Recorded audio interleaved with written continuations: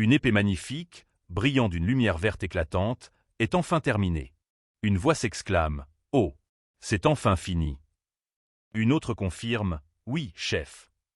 La grande révélation est faite, voici l'épée du héros. Une guerrière aux cheveux courts brun vert et au bandeau rouge regarde l'épée, d'abord peu impressionnée. Elle pense, elle n'a pas l'air si différente des autres épées.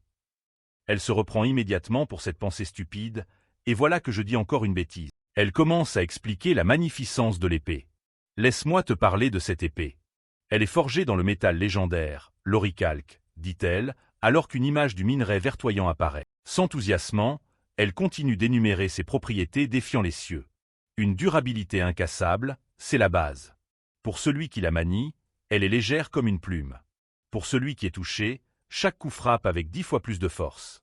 En plus, elle est maudite pour que les soins ne fonctionnent pas. Avec un sourire malicieux, elle ajoute « Et c'est même pas la moitié de ce qu'elle peut faire, mais passons le reste pour l'instant. » Elle fait une pause, faisant monter le suspense avant de révéler le créateur. Celui qui a fabriqué une arme aussi incroyable, c'est mon ami d'enfance, Bill Bark. La scène montre un jeune homme humble aux cheveux blonds présentant l'épée à un grand héros charismatique sous les acclamations de la foule. Bill Bark, le forgeron, rougit et bafouille timidement. En le regardant, la guerrière pense avec admiration. Tu es incroyable, tu le sais ça. Le héros, tenant l'épée étincelante, exprime son propre étonnement. On dit que même les forgerons royaux ne peuvent pas travailler l'oricalque. C'est d'une puissance folle. Est-ce vraiment acceptable pour moi d'avoir quelque chose d'aussi incroyable? Une voix dans la foule appelle avec révérence « Messire le héros ». Bill se gratte la tête humblement. Eh bien, vous savez, peu importe la qualité d'une arme, si l'utilisateur ne peut pas en tirer la puissance, ce n'est que de la ferraille. En observant cet échange, la guerrière pense « Il est tellement cool. Je ne peux même pas le regarder dans les yeux ». Le héros pose une main ferme sur l'épaule de Bill. Regardant le jeune forgeron avec un sourire confiant, le héros déclare « Très bien. Je ferai de toi le plus grand forgeron du continent. » Bill lève les yeux, le regard écarquillé par le choc et l'incrédulité face à la grande proclamation du héros. Aux yeux de Bill, le héros semble briller d'une lumière éclatante et aveuglante, l'image même d'un véritable sauveur. Bill baisse la tête, submergé, et bafouille « Merci ». Il pense, le héros rayonnait de lumière. Comparé à lui, je suis juste un forgeron perdu dans un coin reculé de la frontière. Regardant les gens célébrer le héros, Bill accepte sa place. S'ils sont les personnages principaux, alors je suis un personnage secondaire, ou même un figurant. Mais même une vie comme ça me va. Si mes petits tours peuvent les aider d'une manière ou d'une autre. Après la cérémonie, Bill s'approche de son amie d'enfance, qui s'appelle Sepia. « Hey, Sepia !» Elle se tourne, rougissant profondément, Bill révèle une petite bague qu'il tient. « C'est ça. Je l'ai faite pendant que je travaillais sur l'épée. » Il continue, la voix tremblant légèrement en présentant l'anneau brillant. « Je l'ai faite pour toi. En oricalque. Je suis sûr que ça t'ira bien. » Bill s'embrouille dans ses mots, essayant d'avouer ses sentiments. C'est pas que ça signifie quelque chose de spécial. D'accord. Peut-être que si. Enfin bref. Sepia, Il renonce à trouver les mots justes et parle simplement avec son cœur. Non, c'est pas ça l'important tout de suite. Je serais heureux si tu prenais cette bague. Il la lui tend. Sepia arrête doucement sa main, ses doigts bandés pressés contre le poing ganté de Bill. Sepia le regarde avec un sourire chaleureux, mais ses mots créent une douce distance. Si cette bague est vraiment si précieuse pour toi, pourrais-tu me la donner, après qu'on ait vaincu le roi démon? Son refus poli laisse Bill totalement sans voix, l'esprit vide alors qu'il essaie de traiter ses paroles. Et tout ce qu'il parvient à dire. Après avoir été doucement rejeté, Bill force un sourire douloureux, acceptant son sort. Il murmure, même. D'accord. Il serre son poing ganté, comprenant parfaitement ce qu'elle voulait dire. Il pense. Compris. Je sais exactement ce que Sepia voulait dire par là. Dans son esprit, Bill admet la vérité qu'il connaît depuis longtemps en regardant le héros. Sepia, tu es amoureuse du héros, n'est-ce pas? Je le sais depuis longtemps. Je le savais, et pourtant, si je n'essaie pas maintenant, j'ai l'impression que je n'aurai plus jamais d'autre chance. Ses pensées se concluent alors qu'il regarde le groupe du héros s'éloigner, destiné à la grandeur. Parce que tu t'envoleras avec le héros vers un endroit que je ne pourrai jamais atteindre. Avec une acceptation finale et déchirante, Bill murmure un vœu silencieux pour la femme qu'il aime. Sepia, s'il te plaît, sois heureuse avec le héros. Alors que les silhouettes du groupe du héros s'estompent, la dernière pensée de Bill pour elle est une prière simple et désintéressée. Sois heureuse. L'histoire fait un bond de 4 ans. Le groupe du héros a réussi à vaincre le roi démon, inaugurant une nouvelle ère. Un homme costaud et barbu, avec un bandeau célèbre, en est ivre. Dans une forge rustique, l'homme, qui est l'oncle Phil de Bill, se vante auprès d'un autre apprenti, Tom. Alors, qu'est-ce que ça veut dire tout ça? Ton maître est devenu le plus jeune mystère de l'Empire et a aidé à sauver le monde entier, voilà quoi. En arrière-plan, un Bill plus âgé lui demande avec fatigue d'arrêter. Oncle, allez, Tom, l'apprenti, rétorque avec leur dure réalité. À quoi bon un maître incroyable quand on peut même pas payer nos impôts et que la forge est sur le point d'être saisie? Bill est choqué d'apprendre la nouvelle. Enragé, l'oncle Phil jette sa bouteille sur Tom en criant « Gamin, tu me casses mon délire ». L'oncle Phil se lance dans une tirade furieuse. En quoi c'est ma faute? C'est parce que l'Empire ne soutient que les grandes guildes de la capitale qu'on est dans ce pétrin. Ce pays part en couille, voilà la vérité. Bill essaie de calmer la situation, disant à son oncle « Oncle, ça suffit. Ils doivent avoir leur raison ». S'accrochant toujours à sa vision humble, Bill ajoute « Diriger un pays n'est pas exactement facile, tu sais. Rien que de savoir que j'ai pu aider le héros me suffit pour être fier. » Tom se moque du sentiment de Bill. « Héros, mon cul, ouais. Ça fait des lustres qu'on l'appelle le Seigneur Protecteur suprême. » Une note précise que le Seigneur Protecteur est un régent sans sang royal. Devenant plus sobre, l'oncle Phil regarde son neveu avec regret. « Bill, je suis désolé. Si je t'avais pas dit de reprendre l'affaire familiale, tu serais probablement le meilleur forgeron de la cour impériale à l'heure qu'il est. » Bill, cependant, ne montre aucun regret. « Non, oncle. C'est ce que j'ai choisi. » Il se tient résolument avec son marteau, ajoutant « T'inquiète pas. Je trouverai un moyen de gagner l'argent dont on a besoin. » Il change de sujet. Plus important encore, éteignons le feu. C'est bientôt le couvre-feu, non? Tom acquiesce, inquiet de la patrouille.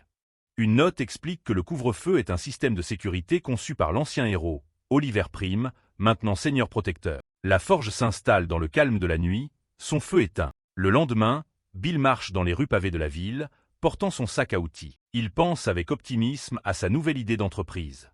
Lancer ce service de réparation sur place était une excellente idée. À ce rythme, on pourrait bien régler les arriérés d'impôts d'ici la fin du mois. Ses pensées sont interrompues par des cris lointains. « Garantissez nos droits. Garantissez-les ». Il tombe sur une foule importante et agitée de villageois et de marchands, poings levés en signe de protestation, scandant bruyamment « Garantissez-les. Garantissez les droits des marchands ». Confus, Bill se tourne vers une personne à côté de lui et demande « Qu'est-ce qui se passe là-bas ?» Le passant explique la situation. « Tu ne sais pas? L'Empire a annoncé qu'il ne traiterait plus qu'avec les grandes guildes maintenant, alors tout part en vrille. » Le passant continue. « Dernièrement, tout le pays est sur les nerfs à cause de ça. On dirait que même l'Empire ne sait pas trop comment gérer le truc. » La gravité de la situation est claire, alors qu'une ligne formidable de soldats impériaux en armure monte la garde, observant les manifestants. Pendant que la foule continue de scander passionnément, Bill fait juste un petit signe de tête aux passants. « Ah merci pour l'explication, » dit-il, son regard retournant vers la manifestation avec une expression détachée et illisible. En regardant les manifestants, Bill pense avec un détachement cynique. Des abrutis. Comme si ça allait changer le pays. C'est pas productif du tout. Sa nature pragmatique et prudente prend le dessus sur ses pensées. Ils devraient accorder plus de valeur à leur vie. Ils savent pas à quel point les dirigeants peuvent être terrifiants? Et s'ils se font arrêter par l'Empire? Qu'est-ce qui arrive aux familles qu'ils laissent derrière eux? Ils se tournent pour partir, s'éloignant du tumulte. Pathétique. Pas que ça ait quoi que ce soit à voir avec moi. Alors que les chants « Garantissez-les » continuent, Bill ne peut s'empêcher de jeter un coup d'œil en arrière. Ses yeux se fixent sur quelque chose dans la foule, et son expression commence à passer de l'indifférence au choc. Il repère un visage familier parmi les manifestants les plus passionnés, criant à plein poumon, son propre oncle Phil. Le monde semble s'écrouler alors que Bill regarde avec incrédulité, les yeux écarquillés par le choc. Oncle Phil. Il remet en question ce qu'il voit. Qu'est-ce que l'oncle fait là? Dans la foule, l'oncle Phil le remarque et est tout aussi surpris, pensant « Bill ?» Soudain, un commandant impérial rugit vers la foule. « Qu'est-ce que vous faites ici ?» En raison du refus des citoyens de se conformer aux directives publiques. Par ordre du Seigneur Protecteur, le commandant lève le poing et fait une déclaration terrifiante. La loi martiale va maintenant être appliquée. Escouade. Levez les lances. Dans un unisson parfait et horrifiant, la ligne de soldats impériaux lève ses lances acérées. Sans aucune hésitation, le commandant donne l'ordre d'attaquer les civils désarmés. En avant, lance prête. Les soldats obéissent, chargeant dans la foule alors que les manifestants commencent à hurler de terreur. Le chaos et l'effusion de sang éclatent alors que les soldats poignardent impitoyablement la foule d'hommes et de femmes. Bill est figé, incapable de traiter la scène horrible qui se déroule devant lui alors que les gens appellent à l'aide et tombent autour de lui. Quoi? Une personne juste à côté de lui est empalée, son cri de douleur coupé net alors que du sang éclabousse le visage stupéfait de Bill. Le traumatisme du moment déclenche quelque chose en Bill. Ses yeux commencent à briller d'un rouge intense alors qu'il laisse échapper un cri d'horreur pure. Dans le chaos, un oncle Phil blessé repère son neveu en danger et crie « B. Bill !» Court. La perception du monde de Bill change. Avec ses yeux brillants, il voit maintenant une superposition filaire sur son environnement, révélant des chemins cachés. Alors qu'il fixe le vide, il sent qu'on tire sur sa chemise. C'est son oncle. Utilisant sa nouvelle vision, Bill pointe vers une voie d'évasion. « Oncle !» Par ici, il y a un raccourci. L'oncle Phil, confus, ne peut que prononcer son nom. Il fuit désespérément à travers une ruelle étroite en bois, essayant d'échapper au massacre. Les soldats impériaux sont à leur trousse, leur commandant hurlant « N'en laissez pas un seul s'échapper ». Bill guide son oncle et quelques autres survivants. Le commandant donne un ordre impitoyable à un soldat qui vise. Tuez-les s'il le faut. La lance lancée atteint sa cible, frappant mortellement l'un des hommes en fuite dans le dos. Bill s'arrête un instant, haletant lourdement, serrant sa boîte à outils avec un regard de résolution désespéré. Haletant, le petit groupe de survivants continue sa course désespérée à travers les ruelles sombres et étroites de la ville. Alors qu'il court, un souvenir refait surface dans l'esprit de Bill. Ses yeux s'écarquillent en réalisant quelque chose. La première fois que j'ai suivi mon père dans une forge, j'ai appris un truc. Le monde autour de lui commence à changer et à se déformer. Sa vision se superpose d'un filaire bleu numérique, révélant la structure sous-jacente des bâtiments autour de lui. Cette vision étrange, une grille de lignes et de plans, devient son monde entier. Le souvenir de son enfance se cristallise en une vérité profonde. Il pense, les autres gens. Il comprend maintenant son don unique alors qu'il navigue dans le monde filaire. Ne peuvent pas voir les choses comme ça. Avec cette réalisation, un air de détermination féroce remplace la peur sur son visage. Au sein de la grille bleue, ses yeux se fixent sur un unique point faible structurel, mis en évidence en rouge. Il crie aux autres, par là-bas. Il sort rapidement son marteau de forgeron de sa boîte à outils. Sans hésiter, Bill balance le marteau de toutes ses forces, frappant le point faible exact qu'il a identifié dans le mur en bois. Il crée une ouverture, et les autres se précipitent à travers, l'un d'eux regardant en arrière avec confusion vers le trou apparemment aléatoire. D'un point de vue élevé, on voit les soldats impériaux poursuivre sans relâche le petit groupe à travers les rues sinueuses. Le commandant hurle « Attrapez-les !» Exécutez les traîtres. Bill jette un coup d'œil par-dessus son épaule, le visage sombre alors qu'il confirme que les soldats sont toujours juste derrière. Alors que les soldats crient « Arrêtez-vous là, rebelles !» Bill commence un compte à rebours silencieux dans sa tête. 3. Son visage est tendu par la concentration, la sueur coulant sur sa tempe alors qu'il anticipe le résultat de son action. Les soldats continuent leur charge, inconscients du piège. Vous allez tous payer pour vos crimes. Un gros plan sur le trou que Bill a fait dans le mur. Son compte à rebours continue. 2. Des fissures commencent à se propager depuis le point d'impact. Compte à rebours. 1. Les fissures s'étendent comme une toile d'araignée sur toute la structure. Le compte final. 0.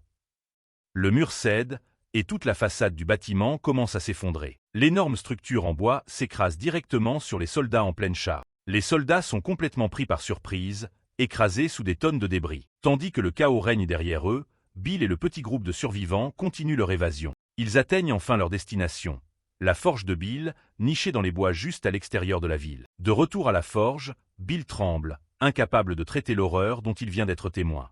Il marmonne pour lui-même. Bordel. Merde. Pourquoi? C'était quoi ça à l'instant? Submergé, Bill s'effondre au sol, pensant « Bordel, qu'est-ce que je fais? Merde !» Son oncle, couvert de sang, s'approche de lui et dit « Bill, je suis désolé. » L'oncle Phil essaie de rassurer son neveu. « Mais t'inquiète pas trop, notre forge est dans un coin tellement paumé. » Il demande ensuite « Recommence depuis le début. Explique-moi. » Bill lève les yeux, encore hébété. « Hein? Expliquer quoi? » Son oncle clarifie ce qu'il s'est passé là-bas à la manif.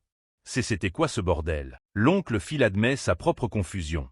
La vérité, c'est que, nous non plus on connaît pas tous les détails. Mais la réponse de l'Empire est allée bien au-delà de la normale. Il essaie de faire appel au sens de l'injustice de Bill. Bill, tu l'as senti aussi, pas vrai? Comment l'État nous écrase lentement, nous les gens du peuple.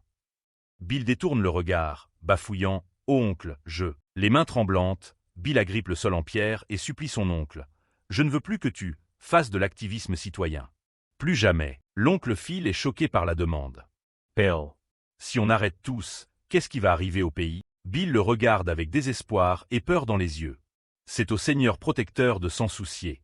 Pourquoi tu dois te jeter là-dedans ?» Bill révèle enfin la profondeur de son traumatisme. « Oncle, j'ai peur. Tu sais à quel point je suis terrifié par ce genre de choses. Maman et papa ont été enrôlés comme ingénieurs de combat et ne sont jamais revenus. Et quand la guerre a escaladé, j'ai perdu contact avec Sepia aussi. » L'oncle Phil baisse les yeux, peiné. Bill continue. « La souffrance du peuple ? Ouais, ça fait mal. Je le sais. Vraiment. Mais c'est pour ça que je travaille si dur, pour que même sans manifestation, on ne perde pas notre forge. » Les larmes finissent par couler alors que la peur de l'abandon consume Bill. « Est-ce que le pays est vraiment plus important que ta famille ? Si je te perds toi aussi, qu'est-ce que je suis censé faire ?» Il sanglote. « NGH, bordel. » Le cœur brisé par la supplique de son neveu, l'oncle Phil pose une main réconfortante sur sa tête. « Bill. Je suis désolé. » Il serre Bill dans une étreinte forte, faisant une promesse. « À partir de maintenant, je ferai en sorte qu'il ne te reste plus rien à craindre. » Ému par les mots de Bill, l'oncle Phil se tourne vers les autres survivants. « Tout le monde, je suis désolé. À partir d'aujourd'hui, je quitte le mouvement. » Il le rassure rapidement. « Oh, non, non. La famille passe avant tout. » Les autres manifestants, secoués par la violence de la journée, sont d'accord. Ils n'avaient pas signé pour risquer leur vie et veulent revoir leur famille. Un moment de paix, symbolisé par un ciel bleu calme. Plus tard, les survivants, y compris Bill et l'oncle Phil, se reposent sur des lits de foin dans la forge, récupérant de l'épreuve. Bill gémit et remue dans son sommeil, le traumatisme encore frais. Ses yeux s'ouvrent lentement alors qu'il commence à se réveiller. Il se tourne et voit son oncle dormir à côté de lui. Dans son sommeil, l'oncle Phil murmure des excuses. Bill pense son nom avec un sentiment de soulagement. Une vague de soulagement envahit Bill. « Dieu merci. J'ai réussi à dissuader oncle, pense-t-il. T'inquiète de rien, oncle. Je ferai en sorte que tu n'aies plus jamais à te tourmenter pour la forge. » Il se blottit dans sa couverture, croyant que le pire est passé. Et voilà. Pense-t-il avec un sourire, enfin, les choses peuvent revenir à la normale. Le moment de paix est violemment brisé lorsqu'une botte blindée enfonce la porte de la forge, la faisant sortir de ses gonds. Le commandant impérial, flanqué de ses soldats, fait irruption dans la forge, pointant un doigt accusateur. « Arrêtez-les tous. » Le commandant fait sa déclaration alors qu'un soldat pointe une lance sur la gorge de Bill. Toutes les personnes présentes dans cette forge sont en état d'arrestation pour trahison contre l'État. Les survivants sont rapidement rassemblés et conduits hors de la forge par les soldats impériaux. Bill, sous le choc total, ne peut que penser « Mais pourquoi tout d'un coup ?» Alors qu'il est emmené, l'esprit de Bill s'emballe et une froide réalisation s'abat sur lui. « Il y a un truc qui cloche, pense-t-il. S'ils savaient qu'on reviendrait à la forge, ils auraient dû nous faire une descente la nuit ou à l'aube. » La précision du raid semble trop parfaite, suggérant qu'il y a plus que de la simple malchance. Bill et ses compagnons apprentis sont ligotés et capturés. Il pense « Et cette zone n'a presque jamais personne aux alentours. C'est bizarre de dire qu'ils sont tombés sur nous par hasard. Alors comment sont-ils venus ici ?» Un air de réalisation soudaine et horrifiée apparaît sur le visage de Bill. Il s'exclame « Attends, c'est pas ce qu'on nous avait dit. » L'un des autres apprentis, Tom, crie désespérément pour défendre son maître. « Mon maître n'a rien fait. Notre maître n'a jamais participé à aucune manifestation. » Alors que les gardes retiennent Tom, Bill et les autres regardent, ligotés et impuissants. Tom continue de crier « Maître !» Bill regarde son apprenti, les pièces du puzzle s'assemblant. Avec un regard d'horreur naissante et de trahison, il dit « Tom ?» Toi, pris dans son mensonge, Tom regarde Bill avec terreur dans les yeux, bafouillant « Ah, maître !» La caméra se concentre sur les mains étroitement liées de Bill. Il pose doucement la question qui le hante désormais. « Pourquoi ? Pourquoi t'as fait ça ? Pourquoi ?» La question calme de Bill éclate en un cri de douleur déchirant alors qu'il confronte le traître. « Pourquoi ? Pourquoi tu nous as vendus ?» Tom, détournant le regard de honte et de peur, commence sa confession. « Ils ont dit qu'ils vous prendraient pas, mais… » Tom continue son explication désespérée, rappelant l'image de l'oncle de Bill. Ils ont dit que l'oncle Phil leur servait à rien de toute façon. Les larmes coulent sur le visage de Tom alors qu'il essaie de justifier sa trahison. La forge est sur le point d'être saisie et tout ce que l'oncle Phil fait c'est boire. Vous pensiez vraiment que je savais pas qu'il sortait en douce pour aller à ses manifs au lieu de bosser. Tom révèle toute l'étendue de son marché. Et ils ont dit qu'il y a une récompense pour dénoncer quiconque impliqué dans ce mouvement. Avec cette récompense, on peut les empêcher de saisir la forge, et une fois que ce bon à rien sera parti, on pourra repartir à zéro. Alors, ayant mis à nu son raisonnement égoïste, Tom baisse les yeux de honte, sa voix s'éteignant avec son dernier aveu. Alors incapable de faire face à son maître, Tom lui tourne le dos, offrant une dernière excuse creuse. « Je suis désolé, maître. » Une grande fanfare de trompette annonce un changement de scène. La scène se déplace vers une magnifique salle du trône. Bill, maintenant vêtu d'une tenue formelle, se tient seul sur un long tapis rouge, face aux dirigeants sur le trône. Bill tremble de nervosité alors que la figure sur le trône s'adresse à lui d'une voix retentissante. « Mon camarade de longue date, Messire Bill Bark. » Ça fait bien trop longtemps. La figure se révèle être Oliver Prime, seigneur protecteur de l'Empire Valteron. Il sourit à Bill et dit « Pas besoin de trembler comme ça. Tu es mon vieux camarade, non ?» Oliver dit à Bill « Considère cet endroit comme chez toi et mets-toi à l'aise. » Bill, en sueur et submergé, ne parvient qu'à bégayer. « Cessez un peu. » Avec un sourire apparemment décontracté, Oliver va droit au but, demandant « Alors, j'ai entendu dire que tu avais rejoint le mouvement citoyen. » Bill panique, se confondant en excuses pour nier l'accusation. « Eh non, pas du tout. Je suis un si grand admirateur de vous, messire le héros. » Oliver rejette la tête en arrière et rit. « Ah, héros, voilà un titre nostalgique. » Se penchant en avant sur son trône, Oliver remarque avec un sourire narquois. « Ces jours-ci, tu es probablement le seul qui m'appelle encore héros, Bill Bark. » Oliver rit, révélant la vérité. « En vérité, il a déjà été prouvé que tu n'as jamais pris part au mouvement. Un des citoyens s'est présenté et a témoigné de ton innocence. Je te taquinais juste un peu. » Bill pousse un soupir de soulagement, reconnaissant pour la bonne nouvelle. Il pense « Oh, Dieu merci !» Il s'interroge ensuite sur la personne qui a témoigné pour lui, se demandant « Était-ce cette personne d'avant ?» faisant probablement référence à son apprenti qu'il a trahi. Oliver continue sa démonstration de générosité. « J'ai aussi entendu dire que ta forge était sur le point d'être saisie pour impôts impayés. J'ai déjà réglé ça de ma propre poche, alors n'aie plus d'inquiétude. » Bill est pris au dépourvu par ce grand geste, bafouillant en réponse « C'est vraiment pas nécessaire.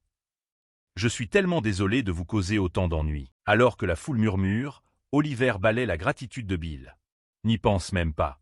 Comment pourrais-je ne pas montrer au moins autant de faveur à l'homme qui a sauvé l'humanité ?»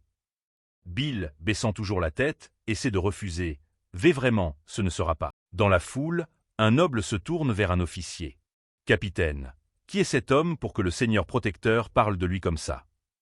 Le capitaine, l'air surpris, répond « Vous ne savez pas. » Le capitaine commence à expliquer. « Je suis sûr que même vous, monseigneur, avez dû entendre le nom des 3 grands mystères du monde. » Il révèle le premier emblème, le cyclope borgne du royaume des démons. Il continue, montrant le deuxième emblème, Vulcanus le duplicateur du royaume d'Avaline. Et enfin, il révèle le troisième emblème, un point doré serrant un marteau. Et la main d'or de l'Empire Valteron, Midas. Le noble ricane. « Mystère ? Nous en avons plus de 20 rien que dans notre propre royaume. » Le capitaine rit. Ce n'étaient que des titres que le seigneur protecteur distribuait pour montrer la puissance de l'Empire. Ah, le capitaine clarifie avec révérence. Messire Bill Bark n'aime simplement pas les projecteurs et est trop modeste. Mais quiconque connaît le domaine sait que Midas est le meilleur de tous.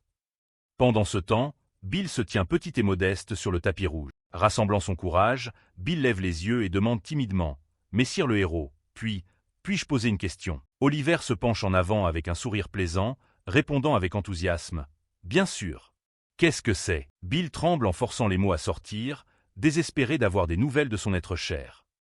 Eh bien, c'est que, par hasard, J.G. perd du contact avec Sépia. » À la mention du nom de Sépia, la main d'Oliver se serre sur l'accoudoir de son trône, un signe subtil de ses vrais sentiments. Mais son visage reste un masque d'amabilité. « Ah, tu te demandes comment elle va, c'est ça ?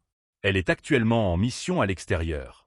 Une fois qu'elle aura fini, elle reviendra, et je l'enverrai à ta forge. » Bill est submergé de joie et de soulagement. « Vraiment. Merci beaucoup, messire le héros. » Oliver balaie ça de la main. « N'y pense pas, pas entre nous. » Se tordant les mains nerveusement, Bill décide de tenter sa chance. « Ah, et une dernière chose, messire le héros. » Il fait sa dernière supplique désespérée. « C'est sans gêne de ma part, mais je me demandais si mon oncle pourrait rentrer à la maison avec moi. » La chaleur disparaît du visage d'Oliver. Ses yeux deviennent froids alors qu'il regarde Bill de haut et demande avec un calme glacial. « Et si c'était déjà trop tard pour faire quoi que ce soit pour lui. Bill se fige, une goutte de sueur coulant sur son visage alors qu'il traite l'implication horrifiante. « Messire ?» Bill demande. « T'es trop tard. Qu'est-ce que vous voulez dire ?» Tout aussi soudainement, Oliver éclate d'un rire bruyant. « Ah! Juste une blague, juste une blague. » « Je t'ai surpris, hein? Notre sens de l'humour royal peut être un peu étrange. » Bill est stupéfait et terrifié, pensant « Une blague ?» alors que toute la cour rit avec son seigneur. Oliver se couvre le visage, feignant l'embarras face à sa propre blague. « La vérité, c'est que je devais aborder un sujet un peu désagréable, alors j'ai essayé d'adoucir le truc avec une blague. Mais à voir ta tête, je crains que c'était une erreur. » La main d'Oliver fait des gestes alors qu'il édicte la loi. « Ton innocence a été prouvée, mais celle de ton oncle ne l'a pas été. Et quand il s'agit de diriger une nation, accorder des faveurs spéciales n'est pas aussi facile que ça en a l'air. » Bill ne peut que bégayer en accord. « Ah, oh oui, bien sûr. » D'un geste dédaigneux, Oliver met fin à la conversation. « Je suis désolé, messire Bill Bark.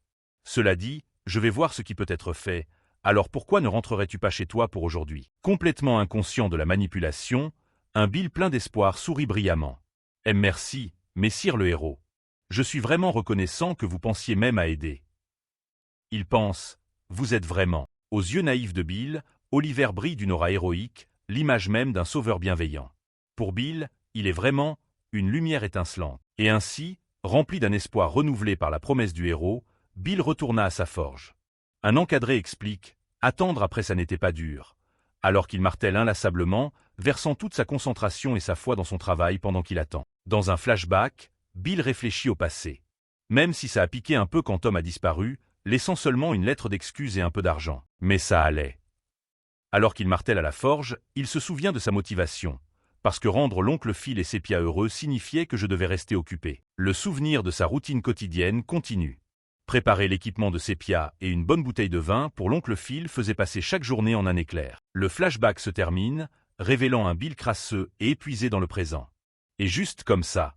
Ça fait combien de jours maintenant? On frappe soudain à la porte. Une voix de l'extérieur appelle « Monsieur Bill Bark ». Le visiteur annonce « Est-ce que Monsieur Bill Bark est là? Nous venons de la maison impériale. » Bill est stupéfait, pensant « Le palais ?» L'espoir s'enflamme en lui alors qu'il se précipite vers la porte en criant « Oui, j'arrive ». Bill court avec un regard de joie pure et absolue, l'esprit en ébullition. J'ai attendu ce moment si longtemps. Dans son fantasme plein d'espoir, il voit les visages souriants de ses proches, appelant leur nom « Sepia ». Oncle Phil. Il imagine les retrouvailles heureuses, bavardant avec excitation. La cuisine maison a dû vous manquer à tous les deux, hein? Sepia. Ton équipement ne s'est pas trop usé, j'espère? Oncle Phil. Je t'ai toujours harcelé sur le fait de trop boire, mais cette fois je nous ai pris du très bon vin. Alors qu'il tend la main pour ouvrir la porte en grand, ses pensées sont remplies de joie. Vous deux, revenir à la maison comme ça. Il crie « Bienvenue à la maison » devant une porte vide où seuls quelques papillons bleus volettent dans l'air. La scène bascule vers un chant surréaliste, onirique. Bill voit une silhouette qui ressemble à Sepia, perchée nonchalamment sur un cercueil. Elle soupire, il regarde son visage fantomatique et souriant. Un seul croc dépasse de ses lèvres alors qu'il prononce son nom, Sépi. Son regard dérive d'elle vers le cercueil sur lequel elle repose. Une réalisation horrifiante commence à poindre alors qu'il bafouille, Cléphile. Une case sombre et fracturée capture son point de rupture. Ce jour-là, mon monde entier s'est écroulé. Dans le cauchemar qui continue, Bill appelle la Sepia fantomatique. Sepia, qu'est-ce qui est arrivé à ta jambe? Alors que le bas de son corps semble manquant ou en train de s'effacer. Il voit le cercueil à proximité. La Sepia spectrale ignore sa question, tendant la main vers un papillon comme dans un état second, laissant échapper un doux soupir. Sa forme entière se dissout dans le néant, ne laissant derrière elle que l'image austère du cercueil. Bill reste seul, les yeux écarquillés et vides, complètement sans voix alors qu'il essaie de traiter la vision horrifiante. La vision bug et change. Sepia est maintenant sur le sol à côté du cercueil, pas dessus. Réalité et cauchemar se brouillent alors que Bill questionne. Suis-je en train de rêver? Le rêve vole en éclats. La réalité s'abat sur lui alors qu'il voit la silhouette sombre d'un homme de la maison impériale emportant un corps inerte loin du cercueil maintenant ouvert. Les larmes coulant sur son visage, Bill fixe le corps de son oncle. « Oncle, qu'est-ce que tu fais dehors ?» Regardant le corps sans vie de son oncle, le chagrin de Bill se déverse dans un monologue décousu et déchirant. « J'ai même acheté de la bonne liqueur pour toi. T'as une idée de combien ça a coûté? Les mots absurdes se dissolvent dans un bruit de pure folie, alors que sa santé mentale s'effiloche et craque. Il s'effondre sur le cercueil, son corps secoué par un rire hystérique et affligé qui est plus proche d'un sanglot. Ho he, he he, he. Son effondrement hystérique se transforme en un cri brut et guttural de pure agonie. Aarg. Af. Ah. Se tenant la tête de désespoir, il hurle vers les cieux, vers le monde, vers le corps immobile de son oncle. Pourquoi? Pourquoi? Pourquoi? Pourquoi? Pourquoi vous faites ça? Il secoue désespérément le cercueil, sa voix se brisant alors qu'il supplie pour l'impossible. Réveille Théoï. S'il te plaît, réveille Théoï. S'il te plaît, je t'en supplie. La narration décrit son tourment, une douleur comme si on m'arrachait la chair. Au milieu de son chagrin, le souvenir des mensonges fluides d'Oliver Prime sur Sépia lui revient en mémoire. Elle est en mission à l'extérieur pour le moment. Dès qu'elle aura fini, je l'enverrai directement à ta forge. Le souvenir de ce mensonge flagrant, maintenant mis à nu par l'horreur devant lui, tord son chagrin en quelque chose d'autre. Cela a donné à sa rage. Un autre souvenir du renvoi condescendant d'Oliver refait surface. Je suis désolé, messire Bill Bark. Cela dit, je vais voir ce que je peux faire, alors pourquoi ne rentrerais-tu pas chez toi pour aujourd'hui? Une destination pour sa fureur. Le visage du héros menteur, Oliver Prime, devient le seul point de mire de sa haine brûlante. Bill laisse échapper un autre cri primal, non pas de chagrin, mais de rage pure et absolue. Avec des larmes de fureur coulant de ses yeux brillants, son désespoir trouve son but. Il a maintenant un endroit où atterrir. La scène revient en arrière sur Bill quittant la salle du trône. La voix d'Oliver appelle « Attends un instant, messire Bill Bark. Prends ça avec toi. » Oliver explique depuis son trône « C'est un jeton en or prouvant que tu es mon invité. » Tendant le jeton doré, Oliver ajoute « Si jamais tu as besoin de quoi que ce soit, sens-toi libre de passer. Ou tu peux juste le vendre au marché. » Avec un sourire suffisant et entendu, Oliver dit « C'est de l'or pur, tu sais. » Bill, encore naïf, ne peut que bafouiller « Oh, je ne ferai jamais ça. » Serrant le jeton, Bill le regarde avec une adoration et une gratitude pure. « Cette grâce que vous m'avez montrée. Je suis peut-être insuffisant maintenant, mais un jour, je vous revaudrai ça, c'est sûr. » Alors que Bill quitte le palais sous la pluie battante, ses mots flottent dans l'air, maintenant trempés d'une ironie dramatique. La scène revient à un moment ultérieur. Bill se tient devant les gardes du palais sous la pluie, présentant le jeton. Le garde confirme, c'est en effet le jeton du Seigneur protecteur. Puis-je demander ce qui vous amène ici aujourd'hui? Les yeux froids et l'expression figée, Bill porte une mallette de forgeron et annonce son but. Je suis venu pour l'entretien de l'épée du Seigneur protecteur. Le garde accuse réception de sa demande. Je vais faire un rapport à mes supérieurs. Veuillez attendre juste ici. Bill, regardant les terres pluvieuses du château, répond calmement, bien sûr. Merci. Alors qu'il attend, les mains de Bill agrippent la poignée de sa mallette, ses jointures blanches de tension. Son plan est en marche. Son esprit dérive vers la tâche redoutable qui l'attend. Comment puis-je battre le héros? Il se souvient d'un combat d'entraînement passé contre Oliver. Dans le souvenir, un Bill plus jeune et plus énergique charge Oliver, criant un cri de guerre. Oliver, avec une aisance décontractée, esquive l'attaque télégraphiée. Il repense à l'écart insurmontable de leur puissance, rejouant le souvenir de leur combat. Quelles sont les chances que je puisse gagner contre le héros? La réponse est un 0% brutal, absolu et écrasant. Contre un homme qui incarne une puissance écrasante, un combat direct est impossible. Oliver se moque de lui dans le souvenir.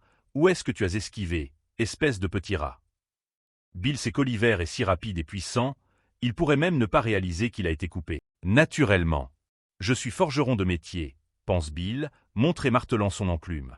Je suis quelqu'un qui fabrique des armes, pas quelqu'un qui les manie. Et en plus de ça, le héros a l'épée du héros.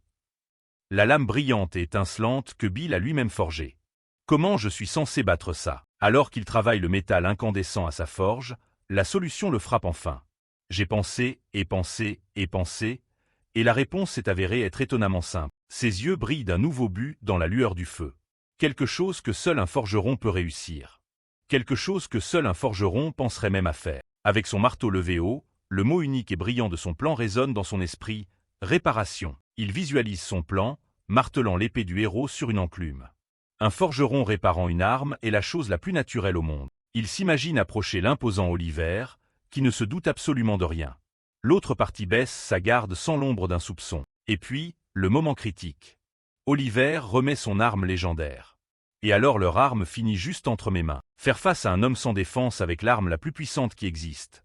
Bill se tient devant le dos sans défense du tyran. Le chapitre se conclut avec les pensées froides et vengeresses de Bill alors qu'il regarde les outils de son métier. Maintenant alors, avec quoi devrais-je te tuer? Le marteau?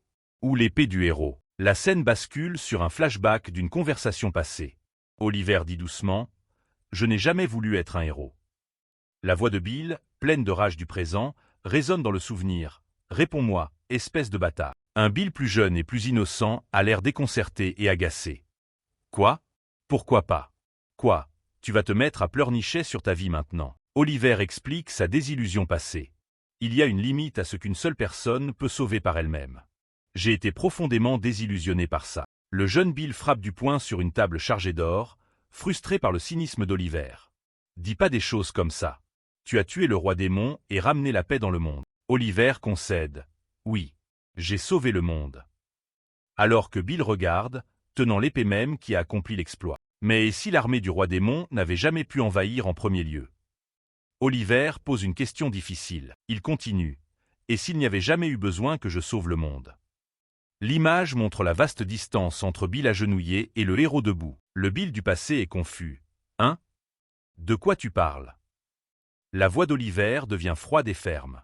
C'est simple. Le Bill du passé observe, ne comprenant toujours pas où mène la conversation. Oliver révèle sa philosophie centrale, née des horreurs de la guerre. Nous avions juste besoin d'être si puissants que personne n'oserait nous défier. Si nous l'avions été, il n'y aurait jamais eu de guerre pour commencer. Dit-il, une pointe de regret dans la voix. Mais ce pays n'était pas comme ça. Il continue son monologue sur une vue du royaume. Après avoir tué le roi démon, j'y ai pensé encore et encore. Ce qui doit être fait pour empêcher qu'une telle tragédie ne se reproduise. Sais-tu à quelle réponse je suis parvenu? Le jeune Bill, semblant maintenant inquiet, demande « Quoi ?» Se tenant fièrement, baigné de lumière, Oliver révèle sa conclusion finale qui changera le monde, que je dois diriger le pays moi-même. Oliver lève les mains comme devant une congrégation, révélant son ambition ultime. Et je ne m'arrêterai pas là. Je nous pousserai toujours plus loin, jusqu'à ce que nous devenions un empire que nul ne pourra jamais défier. Il regarde Bill avec un sourire sinistre et entendu. Maintenant, tu comprends? Pourquoi je t'ai fait venir ici? Le flashback vole en éclats alors que la rage actuelle de Bill explose. Il se jette sur Oliver en hurlant « Je m'en fous, espèce d'e bâtard ». Son visage est un masque de pure fureur alors qu'il charge, criant « Si t'as fini d'e parler, dépêche-toi d'e crever ». Oliver est pris au dépourvu par l'assaut soudain et féroce, capable seulement de prononcer « Toi ». La surprise d'Oliver se transforme en froide déception. Quel dommage! Il pointe un doigt vers Bill, rassemblant une boule d'énergie verte. Il déchaîne nonchalamment son pouvoir. Flèche magique. Un rayon de lumière perçant jaillit de son doigt et frappe Bill en pleine charge. Bill ne peut que grogner d'agonie alors que la flèche magique empale son épaule, la force du coup l'arrête en net. Il laisse échapper un cri de douleur alors qu'il est projeté en arrière, son épée cliquetant inutilement sur le sol. Les gardes du palais se précipitent immédiatement dans la salle en criant « Seigneur protecteur ». Ils trouvent Bill effondré au sol, saignant et vaincu. Alors que les gardes entourent Bill tombé, ils demandent à Oliver « Est-ce que vous allez bien ?» Imperturbable, le seigneur protecteur se tient calmement et rejette tout l'événement.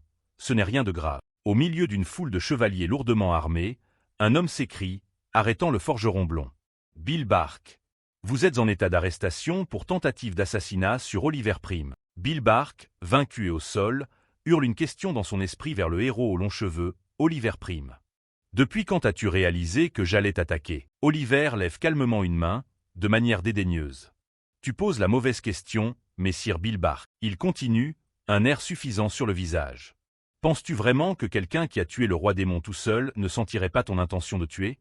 La question n'est pas « depuis quand l'ai-je remarqué ?»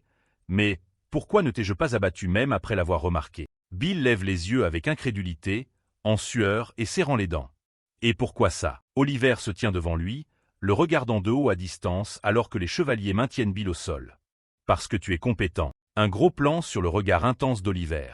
« Je te voulais parmi les miens. Cette offre tient toujours. Eh bien, ne vas-tu pas saisir ma main ?» Oliver tend la main dans un geste d'invitation. Bill reste à genoux, encerclé, fixant le héros qui vient de lui offrir un marché au lieu de la mort. Bill lève les yeux, complètement déconcerté. « Tu es sérieux? Même après que je viens d'essayer de te tuer? Très bien, dans ce cas. Laisse-moi entendre la réponse à une autre question, et ensuite je déciderai. Oliver sourit, amusé par l'audace de Bill. Faire une contre-offre dans cette situation? Comme c'est amusant. Très bien. Je répondrai sincèrement. L'expression de Bill devient sérieuse et peinée. Sépia. Pourquoi Sépia a fini comme ça? Le regard d'Oliver se déplace vers le haut, alors qu'il considère la question sur Sépia. Il regarde à nouveau vers le bas, une expression pensive sur le visage. Sépia. Oui, elle aussi était très compétente. Elle a percé à travers 200 000 soldats des forces du roi démon, et dans le final, la scène revient en arrière sur une bataille brutale. Oliver raconte, elle a perdu sa jambe dans cette dernière bataille désespérée contre le roi démon. Le flashback continue, montrant Sépia portée par un camarade, silhouettée contre un paysage désolé. Même avec une blessure aussi grave, elle n'a pas désespéré. Nous avons vaincu le roi démon. La scène bascule vers un ciel brillant et paisible avec des nuages duveteux. Et la paix est revenue dans le monde. L'ambiance s'assombrit à nouveau. Sur une image granuleuse et chaotique de conflit, la narration d'Oliver explique. Mais cette paix fut étonnamment de courte durée. Une fois que l'humanité a perdu le roi démon comme ennemi commun, ils se sont retournés les uns contre les autres, poursuivant leurs propres désirs. Tu sais bien que le royaume est bientôt tombé en état de guerre. Un plan d'Oliver dans son armure de héros apparaît. À l'époque, la puissance du royaume était lamentablement insuffisante. Nous n'avions pas d'autre choix que d'envoyer même nous, les héros, sur les lignes de front. Le cadre est rempli de noir, montrant seulement Sépia, petite et seule dans un fauteuil roulant. Tous sauf elle. Une image montre Sépia et Bill, séparés mais ensemble dans leur impuissance partagée. Oliver demande « Connais-tu la solitude d'être laissé derrière pendant que tes camarades font tous leur part ?» Un gobelet gît sur le sol, son contenu sombre renversé comme du sang. Consumé par cette solitude, dans l'obscurité, Sépia tend la main depuis son fauteuil roulant vers un cercle magique violet brillant au sol. Elle a tendu la main vers quelque chose que personne ne devrait jamais toucher. Une silhouette puissante de Sépia se tient debout, enveloppée d'une énergie sombre et ténébreuse alors qu'Oliver raconte. C'est comme ça qu'elle est retournée sur le champ de bataille. Le flashback se termine, revenant à la confrontation actuelle. Oliver regarde Bill capturé, finissant son explication tordue avec une remarque pointue. Tu as vu les effets secondaires de la magie noire par toi-même. Oliver conclut son récit avec une attitude calme mais expectative. C'est devenu une assez longue histoire. Mais, eh bien, Bill reste silencieux un moment, le visage dans l'ombre, avant d'exiger « Réponds-moi ». Oliver semble confus. Je viens de le faire. Mais Bill, toujours à genoux, le coupe avec un cri. Pourquoi tu n'es pas resté pour l'aider? Sa voix se brise d'angoisse alors qu'il regarde Oliver. Sépia était ta camarade. Tu l'as laissé aller aussi mal. Pourquoi? Pourquoi? Le chagrin explose en un cri total, les larmes coulant sur son visage. Pourquoi tu l'as laissé supporter toute cette douleur seule? Elle a perdu cette jambe en se battant à tes côtés. Pas vrai. Ces accusations désespérées continuent de résonner alors qu'il confronte le héros stoïque. Tu es le Seigneur protecteur. Tu as le pouvoir. Tu as de l'influence. Tu aurais pu aider Sépia. Alors pourquoi? Pourquoi? Pourquoi? Un souvenir de Sépia refait surface dans son esprit, son nom un cri désespéré et répété. Sépia. Sépia. De retour dans le présent, Bill baisse la tête de désespoir, chuchotant « Elle avait besoin de toi ». Bill lève les yeux, une étincelle de défiance dans le regard. La voix froide d'Oliver tranche l'air. Et alors, l'expression d'Oliver se transforme en pur mépris. Es-tu en train de dire que ça en fait ma responsabilité? Et qui es-tu pour dire ça? Le calme d'Oliver se brise enfin, et il pointe un doigt accusateur vers Bill.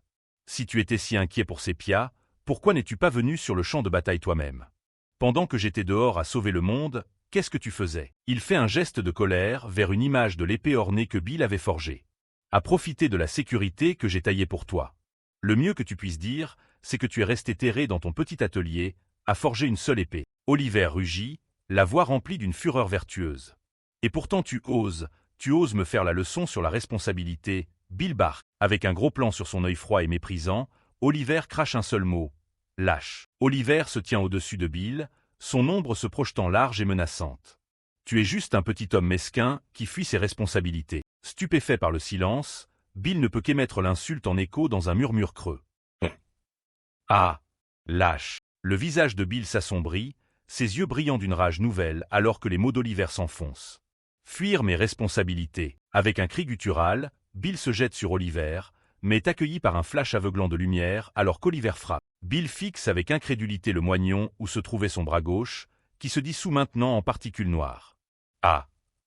Un moment de choc est suivi d'un cri d'agonie horrifiant.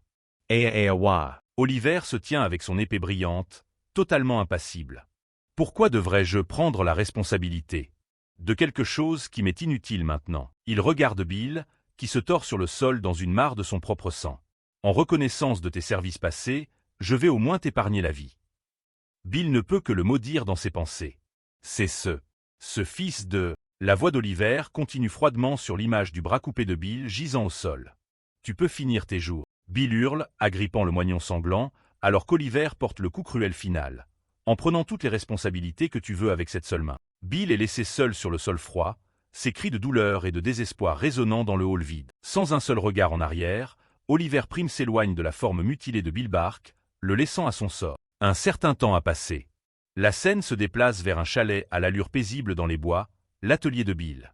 Le bruit de coups résonne à travers les arbres. Une main fine s'avance pour frapper à nouveau à la porte en bois alors qu'une voix de femme appelle. Il y a quelqu'un. La femme, aux cheveux noirs courts, regarde vers la maison silencieuse et se demande. Personne? La porte s'entr'ouvre juste un peu, révélant un Bill méfiant avec son bras maintenant bandé. La femme le repère et dit « Oh, tu es là ». Une femme mystérieuse avec une cape verte et des cheveux courts et foncés apparaît, un sourire entendu sur le visage. Une légende l'identifie comme Sarah, l'ancienne reine des voleurs du groupe du héros. « Ça fait un bail, Bill », dit-elle. La scène change pour un endroit idyllique au bord de l'eau, où Bill et Sarah se reposent.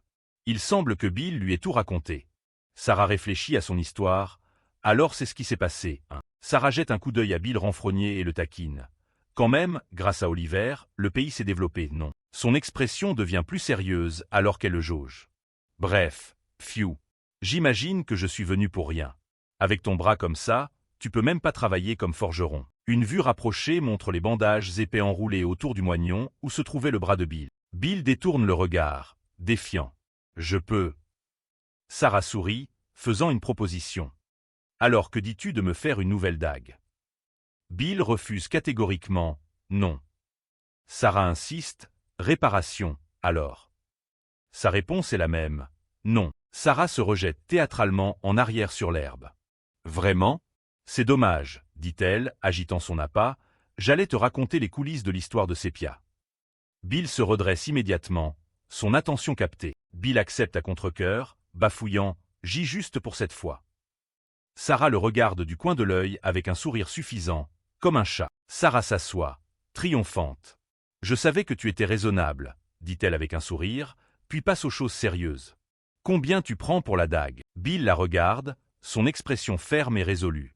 Il énonce son prix, coût des matériaux, et l'histoire de Sépia. Sarah accepte ses conditions sans hésitation. Marché conclu. De retour à la forge, Bill martèle un morceau de métal, sa concentration absolue. La voix de Sarah commence la vraie histoire. Waouh, ce héros a vraiment tourné l'histoire à son avantage. Pendant que Bill travaille, suant à cause de la chaleur de la forge, la voix off de Sarah continue, remplie de mépris pour Oliver. J'ai toujours su qu'il cachait quelque chose. Sarah commence à démonter les mensonges d'Oliver. Tu veux commencer par comment la jambe de Sépia a vraiment fini comme ça?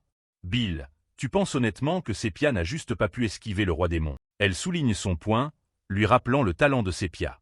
Sépia, qui était la deuxième plus rapide après moi. Un souvenir refait surface dans l'esprit de Bill d'une petite bague qu'il a faite enfant.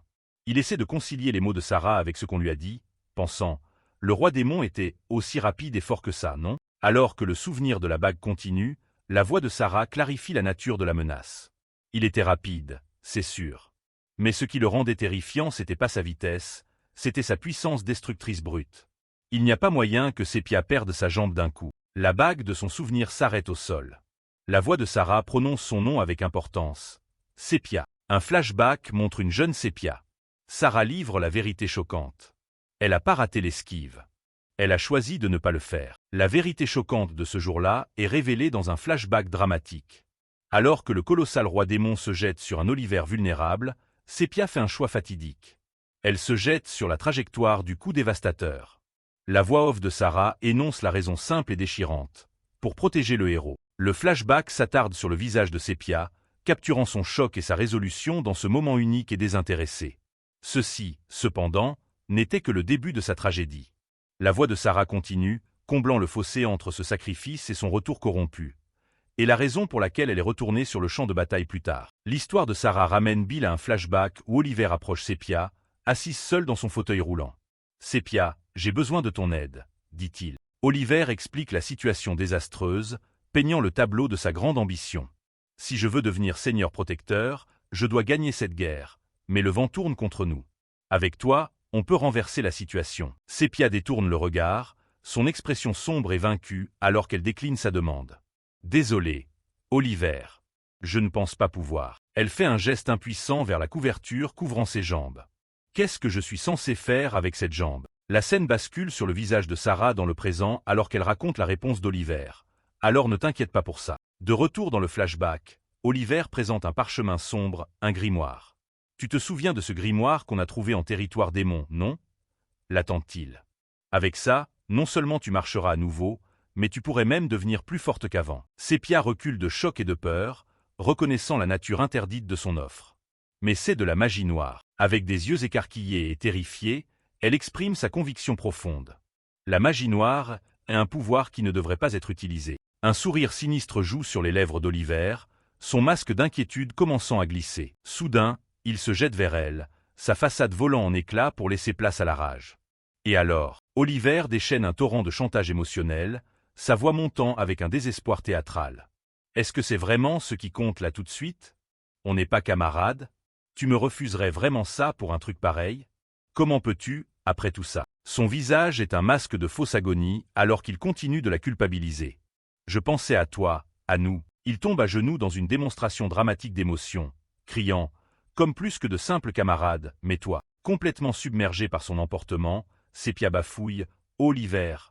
Ah, tout aussi rapidement, Oliver se recule, couvrant sa bouche comme s'il était horrifié par ses propres mots. « Qu'est-ce que je raconte ?» Il se tourne et commence à s'éloigner, l'image de la défaite. « Désolé. » Fait juste comme si aujourd'hui n'était jamais arrivé. Laissé dans son sillage, Sepia le regarde partir, son expression remplie de conflit et de résolution qui s'effrient. Alors qu'il s'éloigne, sa voix l'arrête. « Attends. » Ses bottes s'arrêtent dans la terre. Sepia appelle à nouveau, plus fermement cette fois. « Attends. » Alors que Sepia cède, disant « Je vais t'aider », Oliver se retourne, son visage se fendant d'un large sourire glaçant et totalement triomphant. Sa manipulation a été un succès. Sarah révèle qu'elle était là, cachée dans les buissons, témoin de tout l'échange alors que Sepia capitulait. « Je vais t'aider. » Oliver. Le flashback se termine, revenant au présent. La vérité choquante engourdit Bill, et la petite bague qu'il tenait glisse de ses doigts. Le simple anneau de métal cliquette sur le sol en pierre de la forge. La bague roule jusqu'à s'arrêter près de la botte de Bill. Bill fixe la bague tombée, puis sa propre main, une expression hébétée et confuse sur le visage alors qu'il traite la révélation horrifiante. HM. Bill est perdu dans le souvenir d'une époque où lui et Sepia étaient enfants. Il s'approche d'elle, disant « Sepia, fais voir ta main. » Elle le regarde, confuse. Il présente une petite bague simple qu'il a forgée lui-même. « C'est à toi, » dit-il doucement. « Si tu la portes au doigt, tu la perdras pas. » Le jeune Bill glisse soigneusement la bague au doigt de la jeune Sepia. Cependant, la bague ne va pas correctement et glisse. Elle tombe au sol entre eux, et Bill laisse échapper un son confus. « Hein ?» Il a l'air déconcerté, incapable de comprendre le petit échec. C'est bizarre. Pourquoi elle va pas? Il essaie encore, insistant pour lui-même autant que pour elle. « Je l'ai faite pour t'aller parfaitement. » Mais une fois de plus, la bague reste coincée sur son articulation. Elle tombe au sol une seconde fois, un petit symbole de son incapacité à aider. Le souvenir s'estompe, et dans le présent, Bill fixe la bague tombée avec une expression brisée, les échecs passés et présents fusionnant en un seul. « Hein? Quoi? Pourquoi? Pourquoi ?» Sa seule main restante tremble de manière incontrôlable. Des larmes et de la salive gouttent sur sa main tremblante alors qu'il commence à sangloter. NGH. NGH. Il serre sa main en un poing, son corps tremblant d'un mélange de rage, de chagrin et d'impuissance. NGH. RRGH. Les larmes coulent sur son visage alors qu'il gémit de pure angoisse. GHHH. Finalement, le barrage cède et il écrase son poing sur le sol dur, laissant échapper un cri frustré. Bordel. Effondré sur le sol, il murmure les noms des personnes qu'il a perdues, son esprit cherchant une réponse. Oncle. Sepia. Où est-ce que tout a commencé à merder? Ses pensées s'engouffrent dans l'autoculpabilisation, rejouant ses erreurs. Il voit le visage de Tom, son apprenti traître. Quand j'ai pris un apprenti, il se souvient de l'image d'une Sepia brillante et souriante, prête à partir pour la guerre. Quand j'ai laissé Sepia partir sans l'arrêter, il imagine Oliver Prime, tenant l'épée même que Bill a forgée pour lui. Quand j'ai mis une épée dans la main du héros. Ou peut-être, est-ce que c'était quand j'ai d'abord? Ses pensées en spirale atterrissent au tout début du chemin de sa vie. Ramasser un marteau dans la forge. Bill reste à genoux, la tête baissée dans un désespoir total, son souffle venant par halètement saccadé. NGH. Ah. Tout ce que j'ai fait jusqu'ici. Son monologue intérieur se conclut avec une fatalité écrasante sur une image de sa forme courbée. Se resserre autour de ma gorge, prouvant à quel point je suis vraiment impuissant. Juste au moment où il atteint son point le plus bas, une lumière douce et chaude apparaît, et une main bienveillante se pose sur sa tête. Il lève les yeux vers une lumière aveuglante et chaude, voyant le visage éthéré et souriant de Sepia le regardant. Ah ah. La vision réconfortante de Sepia s'agenouille devant lui, souriant toujours doucement alors qu'il regarde avec incrédulité et murmure son nom. Sepia, les larmes continuent de couler sur le visage de Bill alors qu'il regarde la vision, sa voix remplie d'incrédulité. Ah, me dis pas que... Il demande au doux esprit de son ami. Tu essaies de me réconforter. Il baisse les yeux, le cœur lourd de culpabilité, alors que la vision commence à s'estomper. Alors que je n'ai jamais rien fait pour toi. Alors que la vision disparaît, son tremblement s'arrête. Sa main repose fermement sur le sol, stable et résolue. Ses doigts se referment autour du manche d'un marteau, son outil le plus familier, le symbole de son identité. Il se lève, levant le marteau haut dans une lumière brillante. En ce moment, il fait un vœu solennel. Je te le promets, Sepia. Il abat le marteau avec une force puissante et explosive. Peu importe ce qui arrive, son visage est un masque de concentration pure et absolue, son désespoir brûlé est remplacé par une résolution froide. Encore une fois, le marteau frappe, créant une pluie d'étincelles qui illumine son visage déterminé. Je vais. Avec un dernier coup puissant, il conclut sa promesse, sa voix résonnant avec une certitude absolue. Je vais, c'est sûr. La scène revient au jour présent. Sarah s'éloigne du chalet, rappelant Bill pour confirmer leur marché. Alors je peux passer prendre la dague dans 2 semaines. C'est ça. Elle s'arrête et se retourne vers lui, son expression sérieuse. Elle avoue sa propre part dans la tragédie. Bill. À l'époque, je n'ai pas pu empêcher Oliver d'utiliser Sepia. Ça veut dire qu'une partie de la responsabilité est mienne aussi. Bill lève les yeux, son expression illisible alors qu'il écoute son aveu de culpabilité. Sarah lui tourne le dos une fois de plus. Alors, si jamais tu as besoin d'aide, appelle-moi. Alors qu'elle s'éloigne dans le champ ensoleillé, elle clarifie son offre d'alliance. Je t'aiderai. Juste une fois. De retour dans la forge rugissante, Bill martèle avec un nouveau but terrifiant, son vœu résonnant dans son esprit. Je ferai en sorte. Il lève sa création du feu. C'est un bras prothétique complexe, puissant et magistralement conçu, brillant d'une énergie latente. La voix de Bill est froide et finale alors qu'il complète son vœu. Je veillerai à ce que cette vengeance soit exécutée correctement. Un groupe d'étudiants court rapidement à travers les plaines, leur mouvement vif et urgent. Leur instructeur, un homme avec des marques noires distinctives sur le visage, crie un ordre. Hans. Brief-nous sur la mission d'aujourd'hui. Hans, un étudiant aux cheveux bruns, répond promptement. Oui, chef. Nous avons reçu des rapports de villageois concernant des explosions répétées près du village. Notre mission est d'enquêter sur la source de ces explosions. Hans continue sa spéculation. Il pourrait s'agir de recherches illégales sur des armes utilisant des explosifs ou de préparatifs pour une sorte de crime. L'instructeur reconnaît son évaluation. Bien. Tu comprends la situation. L'instructeur donne un avertissement ferme à ses étudiants. Mais rappelez-vous, vous êtes des étudiants. Concentrez-vous sur le repérage et l'achèvement de l'enquête, pas sur des combats inutiles. À l'unisson, les étudiants crient « Oui, chef !» et continuent leur chemin avec une concentration renouvelée. Le groupe arrive dans une clairière de la forêt, le site des perturbations signalées. Ils se dispersent pour commencer leur enquête. Une étudiante avec ses cheveux en chignon examine une souche d'arbre endommagée. Il n'y a pas d'odeur de poudre, observe-t-elle, donc on ne peut pas écarter la possibilité d'un mal. Tout près, un étudiant aux cheveux en pique nommé Filon inspecte de la poussière sur son gant. La sueur autour des arbres ne s'est pas encore beaucoup dispersée. On dirait que l'explosion est récente. L'instructeur écoute alors qu'un autre étudiant ajoute « Il n'y a probablement pas eu assez de temps pour aller loin ». Lynn, une étudiante avec ses cheveux en 2 chignons, pose une question. Et l'utilisation d'une monture ou de la magie de téléportation? Hans réfute pensivement l'idée. Cet endroit est trop proche du village pour ça. S'ils avaient un moyen de se déplacer facilement, ils déclencheraient des explosions plus loin. Pour que les villageois ne les entendent pas. L'instructeur frappe dans ses mains, satisfait de leur déduction. Exactement. Hans, Lynn, Filon, vous avez tous bien analysé ça. Une lueur rusée apparaît dans l'œil de l'instructeur. On manque encore d'indices, mais notre suspect n'a aucun moyen de transport. À leur insu, le groupe est observé depuis un point de vue caché dans les bois d'An. Soudain, un grognement d'effort sec, MPH, est suivi par le sifflement d'une épée tranchant l'air. La source du bruit est révélée. Un jeune homme aux cheveux blonds tient maladroitement une épée, la regardant avec incertitude. Un truc comme ça. Il continue de s'exercer, balançant la lame avec des cris forcés de « Ah !» Hup. Sa forme est maladroite et inefficace. Après quelques coups, il est déjà à bout de souffle, haletant lourdement. Un observateur invisible se moque. Ja. Sérieux? Juste un épéiste débutant. Le jeune homme, Bill, lève les yeux vers les grands arbres, repérant les étudiants. Il a l'air déçu en disant « Et moi qui espérais un mage ». Depuis son perchoir dans les arbres, Hans regarde Bill avec mépris. Au mieux, c'est la capacité de combat d'un bandit de bas étage sans nom. Lynn sourit avec confiance. Pas besoin qu'on s'y mette tous les trois. Philon, l'air sérieux et distant, ferme les yeux et déclare simplement « D'accord ». Hans se tourne vers son instructeur, qui se détend sur une branche voisine. « Chef, notre mission vient de passer de la reconnaissance à l'arrestation d'un criminel, c'est ça. » L'instructeur joue le jeu, feignant la prudence en fouillant dans son manteau. Eh bien, à moins qu'il ne soit vraiment recherché, on ne peut pas le qualifier de criminel si hâtivement. Avec un geste théâtral, il sort un morceau de papier. Oh, le voilà. C'est un avis de recherche, avec un croquis grossier du visage de Bill sous les lettres en gras. Criminel, Bill Barr. L'avis de recherche indique la profession de Bill comme forgeron et porte une remarque spéciale, à protéger à l'intérieur du village.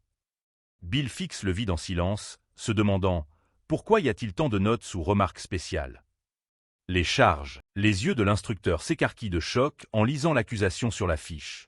Tentative d'assassinat du seigneur protecteur. Son expression se durcit et il pousse un rugissement assourdissant. Groupe A, garde à vous. L'instructeur transmet ses ordres, leurs mots plaqués sur l'avis de recherche. Cet homme est le criminel Bill Bark. Vu ses remarques spéciales, la capture est préférable. Vous savez tout ce que ça veut dire, pas vrai? Les étudiants répondent à l'unisson « Oui, chef ». Philon, dégainant sa lame, comprend parfaitement l'implication. Quand vous dites qu'il est préférable de le capturer, vous voulez dire que c'est pas grave s'il meurt. Hans dégaine sa propre arme avec un sourire suffisant, ajoutant « et qu'il est assez fort pour essayer de tuer le seigneur protecteur ». Lynn se prépare avec avidité au combat, un sourire mauvais sur le visage alors qu'elle apprête son arme, un fléau à chaîne. Les étudiants décident de leur stratégie. On y va à 3 contre 1 dès le début. Sans hésiter, Hans, Philon et Lynn sautent pour tendre une embuscade à Bill. L'attaque est rapide et brutale. Philon expulse l'épée de Bill de sa main d'un coup de pied, tandis que Hans porte simultanément un coup incapacitant. Bill crie de douleur et de confusion alors qu'il est violemment jeté au sol, complètement pris au dépourvu. Se tenant au-dessus de Bill à terre, Hans a l'air perplexe. Hein? Pourquoi il est si faible? C'est vraiment le mec qui a essayé de l'assassiner. Lynn et Philon partagent leurs doutes. Peut-être que c'est juste un informateur ou un truc du genre, suggère Lynn. Philon approuve, d'accord. Sinon, il n'y a pas moyen qu'il puisse même pas contrer. Hans se frotte le menton, perdu dans ses pensées, essayant de concilier l'assassin supposé avec l'homme faible à ses pieds. Avec un simple tiens, Hans renvoie avec mépris l'épée tombée de Bill vers lui d'un coup de pied. Alors que l'épée atterrit sur l'herbe, Hans le provoque. Ramasse-la. Finir ça comme ça serait bien trop ennuyeux. Si t'es un épéiste, alors crève comme un épéiste. Hans place fièrement une main sur sa poitrine et déclare « C'est la bonté du prochain héros, moi, Hans ». Une goutte de sueur coule sur le visage de Bill. Son expression est sombre alors que la gravité de sa situation s'installe. Bill tend la main vers son épée, sa voix basse et stable. « Vous avez tout faux ». Se relevant, épée en main, Bill réalise la futilité des mots. Il pense « Vous débarquez de nulle part et attaquez sans un mot. On dirait que discuter n'est pas une option ». Hans prépare son épée avec un sourire narquois. « Très bien alors. Regarde bien. Une épée, tu vois. » Hans commence sa leçon arrogante, démontrant son jeu de jambes. « Tu mesures la distance entre toi et ton adversaire comme ça. » Avec des mouvements gracieux et précis, Hans fait étalage de ses compétences supérieures à l'épée. Il encercle Bill sans effort, son jeu de jambes rendant la posture de Bill maladroite et amatrice en comparaison. Hans plante son pied, se préparant à lancer son attaque avec une puissance explosive. Ensuite, d'un seul coup, hurle Hans en fermant la distance en un instant, portant un coup puissant contre son adversaire. L'attaque est trop rapide. La lame de Hans passe devant le visage de Bill, faisant couler le sang. Bill pense sous le choc, j'ai rien vu. Hans continue sa leçon cruelle avec un sourire maniaque. Et pour que ton cou ne se brise pas, tu fais ça. Crie-t-il, son épée s'écrasant contre celle de Bill avec une force écrasante. Ne laissant pas un moment à Bill pour récupérer, Hans enchaîne avec un puissant coup de pied au ventre. Et tu accompagnes le mouvement. Hurle Hans en portant un autre coup brutal, envoyant Bill trébucher en arrière. Bill grogne de douleur alors que Hans l'agrippe, dominant complètement le combat à sens unique. Avec une dernière poussée méprisante, Hans jette Bill au sol, où il atterrit en tas. Gisant vaincu, Bill ne peut que gémir de douleur. Hans le regarde avec une déception totale. Ah, allez. C'était sérieusement naze. Une silhouette menaçante à contre-jour, Hans domine Bill. Comment tu vas rattraper tout le temps que tu viens de gâcher? Observant depuis les arbres, l'instructeur regarde à nouveau l'avis de recherche, les sourcils froncés. J'avais vraiment hâte de faire cette mission, tu sais. Bizarre. Il repasse mentalement les détails de la mission. Notre mission était d'enquêter sur des explosions entendues à l'extérieur du village. L'instructeur se rappelle la scène qu'ils ont découverte. À en juger par les arbres et les rochers brisés, il y a définitivement eu des déflagrations. Il se souvient de l'analyse initiale de ses étudiants. De là, on a réduit le coupable à un mage ou un poseur de bombes. Pendant que Hans continue de frapper et de provoquer Bill à terre pour avoir lâché son épée, l'instructeur rassemble les pièces du puzzle. Mais tout ce qu'on a ici, c'est cet épéiste débutant, Bill Bark. Pas d'odeur de poudre, pas de mana résiduel. Alors qu'un autre coup atterrit, Bill supplie enfin pour obtenir grâce. S'il vous plaît, arrêtez juste. Hans suspend son attaque, feignant la confusion avec un sourire malveillant. Arrêtez? Arrêtez quoi? Soudain, tout s'éclaire pour l'instructeur. S'il n'y a personne d'autre avec lui, alors est l'arme de l'homme recherché Bill Barkey. Alors qu'il réalise la vérité, Bill répète faiblement « Juste, arrête ». Bill lève la main, son expression passant du désespoir à la résolution. Finissons en. Les yeux de Hans s'écarquillent dans une compréhension soudaine et horrifiée. L'arme n'est pas une épée. C'est quelque chose comme un canon. Une explosion massive et ardente jaillit de la main tendue de Bill, engloutissant l'étudiant arrogant. La source de l'explosion est révélée. Un lourd gantelet métallique attaché à une chaîne, maintenant enroulé autour de la main fumante de Bill. Hans hurle à l'agonie, agrippant son visage qui est maintenant couvert de sang. Gaia. Jaya-wa. Il a caché son arme.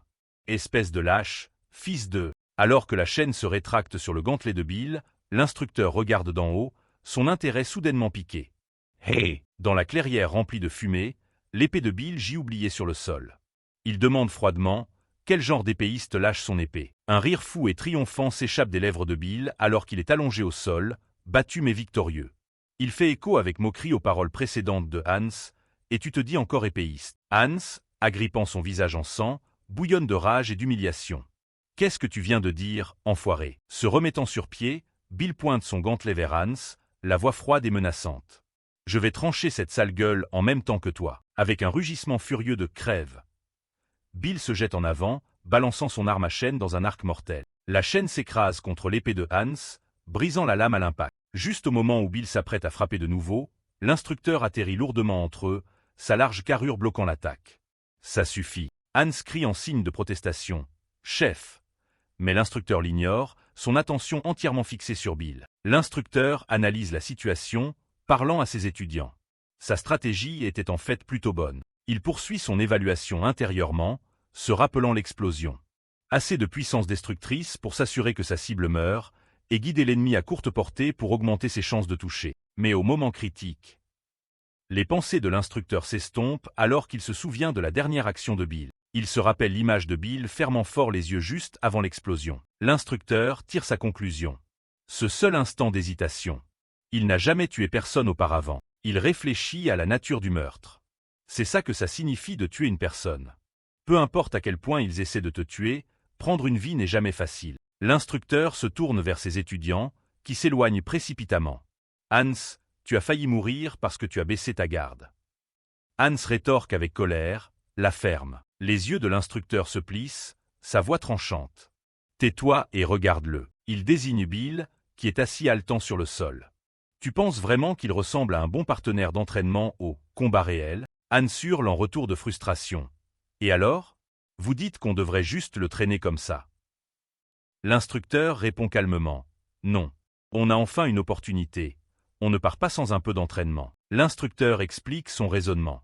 Mais depuis le début jusqu'à maintenant, Il n'a eu aucune véritable hostilité envers vous. Et sans hostilité, on ne peut pas se battre sérieusement. Je sais ça, dit l'instructeur. Mais forcer cette hostilité à sortir de quelqu'un n'est pas si facile. Filon, comprenant, ajoute, c'est exactement ce que je disais. Les yeux de l'instructeur commencent à briller d'une lumière blanche glaçante alors qu'il émet un nouvel ordre. Classe 3, groupe A. Sortez vos talismans. Bill lève les yeux, une goutte de sueur sur le visage, son expression méfiante et confuse. Des talismans, l'instructeur s'adresse directement à lui, son ton froid et formel. Criminel Bill Bark. Es-tu familier avec le programme de l'Académie des héros? Avec un sourire cruel, l'instructeur révèle un sombre secret de l'Académie. L'un des programmes obligatoires est d'entraîner les étudiants à tuer le mal sans hésitation. Il découpe le corps d'un criminel vivant. Bill écoute avec une horreur grandissante alors que l'instructeur termine, pour qu'il s'habitue au sang et aux cris. Alors que les mots horrifiants pénètrent, Filon a une réalisation soudaine. Bill Bark. Je savais que ce nom me disait quelque chose. L'instructeur lève un seul doigt, livrant la pièce finale et dévastatrice de l'information. Le nom sur le devoir pratique de notre groupe est Phil Bark. L'un des étudiants pose la question qui est dans tous les esprits, de la famille. Le mot frappe Bill comme la foudre, et il laisse échapper un cri silencieux et agonisant. L'instructeur confirme l'horrible vérité d'un seul mot glaçant. Correct. Les dents de Bill claquent de manière incontrôlable alors que son visage se tord en un sourire terrifiant de pure agonie. Il répète avec moquerie l'évaluation de l'instructeur sur lui, son esprit se fracturant sous le poids de la révélation. Est-ce ça? Sa détermination n'est pas encore là. Serrant sa poitrine, Bill tremble. L'instructeur l'observe, notant pour lui-même, il souffre encore, n'est-ce pas? Mais à travers la douleur, une clarté horrifiante émerge. Bill se prend la tête alors que tout se met en place, ses yeux brillant d'un nouveau but terrible. Maintenant je pige. Il se tient devant eux, la tête baissée, et prononce son nouveau vœu. Oliver, te tuer signifie effacer tout ce que tu as créé. Ces mots flottent dans l'air, une menace directe aux soi-disant héros se tenant devant lui, tous produits du système corrompu d'Oliver. Des larmes coulent sur le visage de Bill, mais ce sont des larmes de détermination, pas de chagrin. Sa bouche est étirée en un large sourire brisé et extatique alors qu'il termine sa promesse. Jusqu'au tout dernier morceau. Continuant le chapitre précédent, Bill le forgeron se tient devant un groupe d'apprentis héros et leur instructeur. Alors qu'il le congédie, il leur dit soudain « Attendez ». Un léger sourire apparaît sur le visage de Bill alors qu'il regarde le groupe. Il leur demande « Vous avez besoin d'une cible d'entraînement au combat réel. C'est CCDIA. » Bill s'adresse directement à l'instructeur, déclarant « Ma profession est forgeron. Si on se bat comme ça, vous n'en tirez aucun entraînement significatif. » L'instructeur, agacé par la proposition d'un simple forgeron, lance un regard noir à Bill et demande « Qu'est-ce que tu essaies de dire ?» Bill dit simplement un mot « du temps ». L'œil de l'instructeur s'écarquille légèrement de surprise face à la demande inattendue. Avec un regard déterminé, Bill explique sa demande « Donnez-moi du temps pour m'armer ». Son expression devient alors froide et menaçante alors qu'il ajoute « Je ferai des mieux. Pour vous tuer ». L'un des étudiants, un homme aux cheveux roux nommé Filon, se moque de l'idée. « Ah, tu essaies de gagner du temps pour t'enfuir, hein ?» L'étudiante, Lynn, intervient, pressant leur instructeur « Tuons-le juste, chef ». Filon pointe un doigt moqueur, ricanant à l'idée que Bill l'accuse de fuir. Courir. Il continue sa pensée, se demandant si Bill fait référence à lui. Moi?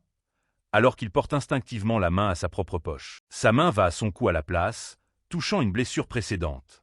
Un doux H s'échappe de ses lèvres alors qu'il se souvient de la douleur. Un visage terrifiant et grimaçant se matérialise derrière lui, un souvenir obsédant ou une illusion qui le provoque. Tu n'y vas pas. L'instructeur, Hans, est cependant intrigué par la déclaration audacieuse de Bill. Il frappe dans ses mains et s'exclame « Bien ». Hans décide d'accepter le défi, regardant Bill de haut et demandant « Combien temps il te faut ?» Bill répond avec confiance « 1 heure. » C'est largement suffisant. Entendant cela, Hans le congédie en disant « Vas-y, alors ». Alors que Bill commence à s'éloigner, Hans émet un avertissement glaçant derrière lui. « Tu sais c'est eux qui arrivaient si tu es en retard. Pas VRI. » Hans tient ce qui semble être un doigt coupé, un trophée d'un échec passé, et déclare « Je donnerai CCDIA au cochon ». Bill regarde en arrière, son visage un masque de fureur froide. Il lance ensuite le doigt vers Filon, lui rappelant son échec passé. « Je vous l'avais déité, chef. 1 heure passe. » Les étudiants traînent, convaincus que Bill s'est enfui. L'un d'eux se plaint. « Je vous le DIS, il s'est barré. » Lynn s'approche de Hans qui broie du noir, geignant. « Comment voiler rattraper les crédits supplémentaires qu'on vit d'eux perdre, chef? Mais Hans lui dit simplement « Attendons encore un PEU ». Devenant impatiente, Lynn s'étire et laisse échapper un grand bâillement, s'exclamant « Pff, je m'ennuie trop ». Dans cet instant d'inattention, une main sombre et blindée jaillit de l'ombre, s'avançant vers elle. Le gantelet se referme sur son visage. Lynn est complètement prise au dépourvu, les yeux écarquillés de choc et de confusion. Une explosion massive d'énergie rouge et jaune jaillit, signifiant l'activation d'une compétence ou d'une arme puissante. La caméra zoome sur la source de l'attaque, un gantelet complexe fraîchement forgé, brillant d'une immense puissance. L'heure que Bill a demandé n'était pas pour s'échapper, mais pour s'armer pour la guerre. Le cri terrifié de Lynn, « Kia !» déchire l'air alors qu'une chaîne jaillit violemment du gantelet, la piégeant et la traînant dans l'ombre. Bill se tient entièrement révélé dans une lourde armure faite maison, son gantelet brillant alors qu'il rétracte la chaîne utilisée pour capturer Lynn. Un gros plan sur son casque montre son œil bleu déterminé brillant de l'intérieur de l'obscurité. Il fait une déclaration glaçante, il reste 35 doigts. Enragé et humilié, Lynn hurle à ses coéquipiers, « Tuez-le! Tuez cet enfoiré! Faites en sorte que ce soit le plus douloureux possible. » Répondant à son cri, les deux étudiants masculins, Philon et son compagnon aux cheveux en pique, se lancent en avant pour attaquer Bill. Ils déchaînent une rafale de coups d'épée et de pied, essayant désespérément de trouver un point faible dans l'armure du forgeron. Mais leurs expressions se transforment en choc et en incrédulité alors que leurs attaques s'avèrent totalement inefficaces contre le lourd plaquage. Bill reste complètement impassible, de la vapeur s'élevant de son armure comme si leurs attaques n'étaient rien de plus qu'un désagrément mineur. Observant depuis le côté, leur instructeur Hans pose calmement une question tactique à ses étudiants en difficulté. Qu'est-ce que vous êtes censé faire contre un ennemi avec une coquille extérieure dure? Visez les articulations. Hurle Hans. Les étudiants changent immédiatement de stratégie et chargent à nouveau, l'un d'eux criant en retour « Je sais Cédia », alors qu'ils redirigent leur assaut vers les articulations blindées de Bill. Suivant le conseil de leur instructeur, les deux étudiants concentrent leurs coups d'épée sur les connexions aux coudes et aux genoux de Bill. Leur stratégie est basée sur une connaissance commune de la construction d'armure. Les articulations qui relient l'armure sont généralement juste du tissu ou la cote maille fine. Cependant, leurs épées cliquaient inutilement contre l'armure de Bill, créant des étincelles mais échouant à pénétrer. L'armure est bien plus durable qu'il ne l'avait anticipé. Un gros plan montre une pointe d'épée échouant à percer la cote de maille renforcée à l'articulation. L'étudiant attaquant pense avec incrédulité. Même les articulations ne laissent rien passer. Le visage de Philon est un masque de pur choc et de terreur, alors qu'il réalise l'impossibilité pure d'endommager le chef-d'œuvre du forgeron. Voyant ses étudiants faiblir, Hans beugle un ordre, assez jeu accent aigu, tuez le juste. Galvanisé par l'ordre, Lynn rejoint furieusement la mêlée, balançant sa propre arme et hurlant « Crève !» Elle balance un fléau de toutes ses forces, visant un coup puissant directement à la tête de Bill. Alors que l'attaque arrive, Bill a une pensée interne, apparemment sur l'hésitation de son adversaire. Tu as 5 heures tendres. Il continue sa pensée, observant sa propre contre-attaque brutale qui a déjà mutilé la main de Lynn. Même dans une situation comme ça, tu vises la main au lieu de la tête. Hans observe cet échange avec un œil critique, pensant pour lui-même que Bill est un idiot qui retient encore son coup mortel. Il contraste ensuite cela avec ses propres étudiants, NS étudiants. En revanche, alimenté par la douleur et la rage de sa main blessée, Lynn se jette en avant imprudemment, hurlant « Espèce file DE ». Alors que Lynn attaque à nouveau, Hans termine sa pensée, ne se retiennent pas du tout. Elle abat son arme, hurlant « Crève !» tandis que Bill regarde. Après l'assaut implacable, Bill est enfin mis à terre, gisant sur le sol et respirant lourdement alors que son armure fume. L'un des étudiants piétine brutalement le casque de Bill, écrasant son visage dans la poussière avec une lourde botte. Les 3 étudiants triomphants se tiennent au-dessus du corps, apparemment vaincus de Bill. Alors qu'ils pressent leur avantage, l'un d'eux ordonne froidement aux autres de marcher sur lui. Les étudiants piétinent sans relâche le corps blindé de Bill, les impacts résonnant avec des bruits métalliques forts, mais l'armure tient bon. Épuisés et essoufflés par leur assaut, les 3 étudiants font une pause. Philon demande avec frustration « Est-ce que ces coups font même quelque chose ?» L'étudiant aux cheveux en pique, se rappelant le conseil de leur instructeur, suggère « Casser les articulations ». Lynn regarde avec un sourire sadique, impatiente d'infliger plus de douleur. Bien qu'il soit cloué au sol, la voix de Bill retentit, les provoquant. « Futur héros. Et vous mettez à 3 contre 1 ? C'est plutôt mesquin. » Enragé par la provocation, Philon attrape le casque de Bill et lui enfonce le visage dans la terre, rétorquant « Cédia n'a d'importance que si tu te pointes au combat à la loyale. » Lynn se joint à lui, délivrant un coup de pied vicieux au flanc de Bill. Owen avait déité compté tuer aussi douloureusement que possible, non ? ricanent. Le troisième étudiant met sa botte sur Bill, justifiant leur cruauté. C'est juste une partie de l'entraînement. Essaie de pas trop nous en vouloir. À travers la fente de son casque, l'œil de Bill lance un regard noir de fureur froide. Il a atteint sa limite. Vous autres, pense-t-il. Alors qu'il attrape Lynn, qui est au sol devant lui, Bill termine sa pensée avec une promesse glaçante. M'en voulez pas non plus. Soudain, une large pointe acérée jaillit du gantelet de Bill, empalant brutalement le bras de Lynn et causant une blessure horrible et censurée. La transformation n'est pas finie. D'autres pointes acérées commencent à émerger de la surface de l'armure de Bill, transformant sa combinaison défensive en une arme offensive mortelle. Les pointes continuent de pousser, couvrant tout son corps d'une carapace de pointes tranchantes comme des rasoirs, scintillant de manière menaçante. Lynn laisse échapper un cri à glacer le sang, « Gia !» alors qu'elle se tord au sol à l'agonie, avec le Bill nouvellement transformé et couvert de pointes se tenant au-dessus d'elle. Bill se tient au milieu du carnage, sa voix calme alors qu'il révèle sa prévoyance. Les verrouillages d'articulation étaient dans les prévisions. Ignorant les étudiants vaincus, Bill tourne son attention vers l'instructeur, Hans, qui a observé tout le combat. « Alors, quand est-ce que vous comptez intervenir ?» demande Bill. Hans offre simplement un sourire confiant et entendu, apparemment satisfait de cette tournure inattendue des événements. Non découragés, les deux étudiants masculins restant sautent dans les airs, se préparant à lancer une attaque coordonnée sur Bill maintenant dangereusement hérissé de pointes. Bill dégaine sa propre épée, sa lame brillant d'une faible lumière bleue. Et ses haches. Il fait claquer sa langue, se préparant à leur assaut. Avec un puissant balancement, Bill déchaîne un large arc d'énergie de son épée, déviant facilement les étudiants plongeant vers lui. Il continue le mouvement, complétant le balancement pour déséquilibrer ses deux adversaires et les envoyer valser. Cependant, Bill réalise une faille dans sa technique. Il pense avec frustration. « Merde, mon épée est trop courte. » Un moment de doute traverse son esprit alors qu'il regarde les étudiants qu'il combat. Si mon épée ne peut même pas atteindre un étudiant, son esprit retourne vers son passé, s'inclinant devant un précieux morceau de minerai doré sur un tissu rouge. C'est la source de son métier et de son ambition, la chose pour laquelle il s'efforce. La scène revient sur l'heure que Bill a passé en préparation. On le voit, sans armure et suant avec une concentration intense, stabilisant sa résolution alors qu'il se dit « Non, non, ne précipite pas ça ». Ses yeux s'embrasent d'une lumière bleue brillante alors qu'une révélation frappe.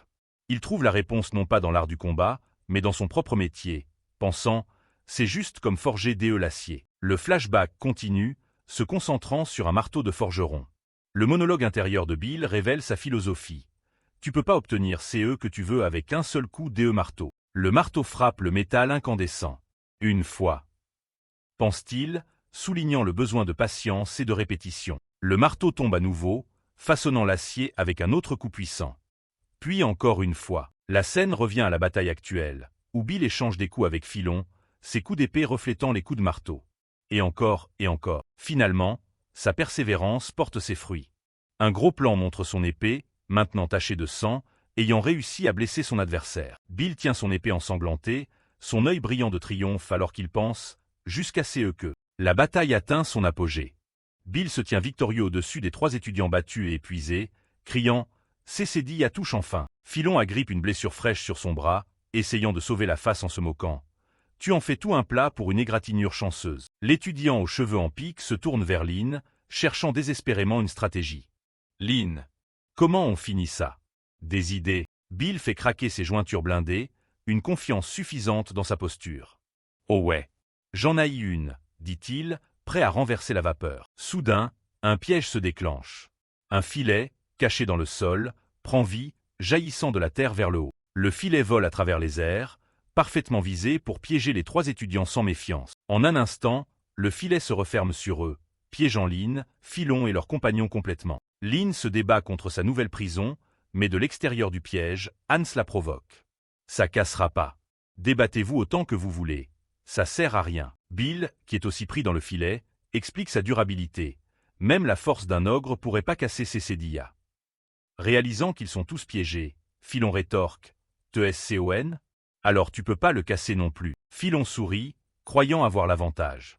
Sion rentre pas à l'heure, l'académie enverra des gens ici, déclare-t-il. Sa confiance grandit en un sourire maniaque alors qu'il conclut « Le temps est de notre côté ». Mais Bill marche simplement à travers les mailles du filet, révélant qu'il n'a jamais été conçu pour le retenir.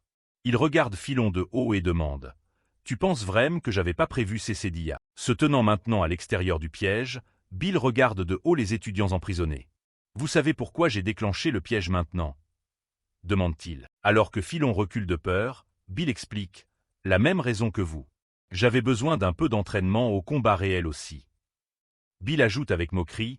QOI qu'il en soit, merci. Vous m'avez bien aidé. Philon s'effondre, suppliant pour sa vie. Désolé. C'était tout de ma faute. Ok? Juste. S'il te plaît, me tue pas. Mais une voix derrière lui déclare froidement. Je vais commencer par récupérer les doigts. C'est leur instructeur, Hans. Paniqué, Philon se tourne et hurle sur son instructeur. Enfoiré, enlève cette main DEL accent grave. Sa défiance se transforme en supplique désespérée alors que la main de Hans se rapproche. J'ai dit me tue pas. Chef, s'il vous plaît, aidez-moi. Hurle-t-il. Ignorant les cris désespérés de son étudiant, Hans regarde au-delà du garçon, ses yeux froids fixés sur Bill. Il livre le verdict de ce test tordu en un seul mot, réussi. Immédiatement après le verdict, un bruit de tranchement écœurant résonne dans l'air. Une gerbe de sang jaillit de l'étudiant, la punition brutale exécutée sans un moment d'hésitation. Bill ne peut que regarder dans un silence stupéfait, son armure maintenant éclaboussée du sang de l'étudiant que Hans vient d'abattre. Ses yeux écarquillés montrent le choc et l'horreur d'être témoin d'une telle cruauté de sang-froid de la part de l'instructeur. Au milieu du champ de bataille ardent et rempli de poussière, Hans se tient au-dessus de ses étudiants vaincus. Il regarde vers le forgeron éclaboussé de sang et confirme officiellement l'issue de ce test brutal. Tu passes, Bill Bark. Un sourire terrifiant et inhumain se répand sur le visage de Hans, ses yeux brillant d'une lumière blanche intense. Il répète son jugement, cimentant l'entrée réussie et brutale de Bill dans ce nouveau monde, et terminant le chapitre sur une note glaçante. La scène s'ouvre sur un flashback sinistre. Un étudiant aux cheveux en pique et sépia sont piégés impuissants dans un filet, regardant deux de leurs camarades étudiants gisant tués sur le sol en dessous. Sépia laisse échapper un cri à glacer le sang, son visage éclaboussé de sang dans une terreur absolue. Une voix hors champ déclare à l'étudiant aux cheveux en pique, « Tu passes, Bill Bark ». Sépia, horrifié, ne peut que penser, c'est de la folie. Comment une chose pareille a pu, soudain, l'étudiant est empalé par derrière.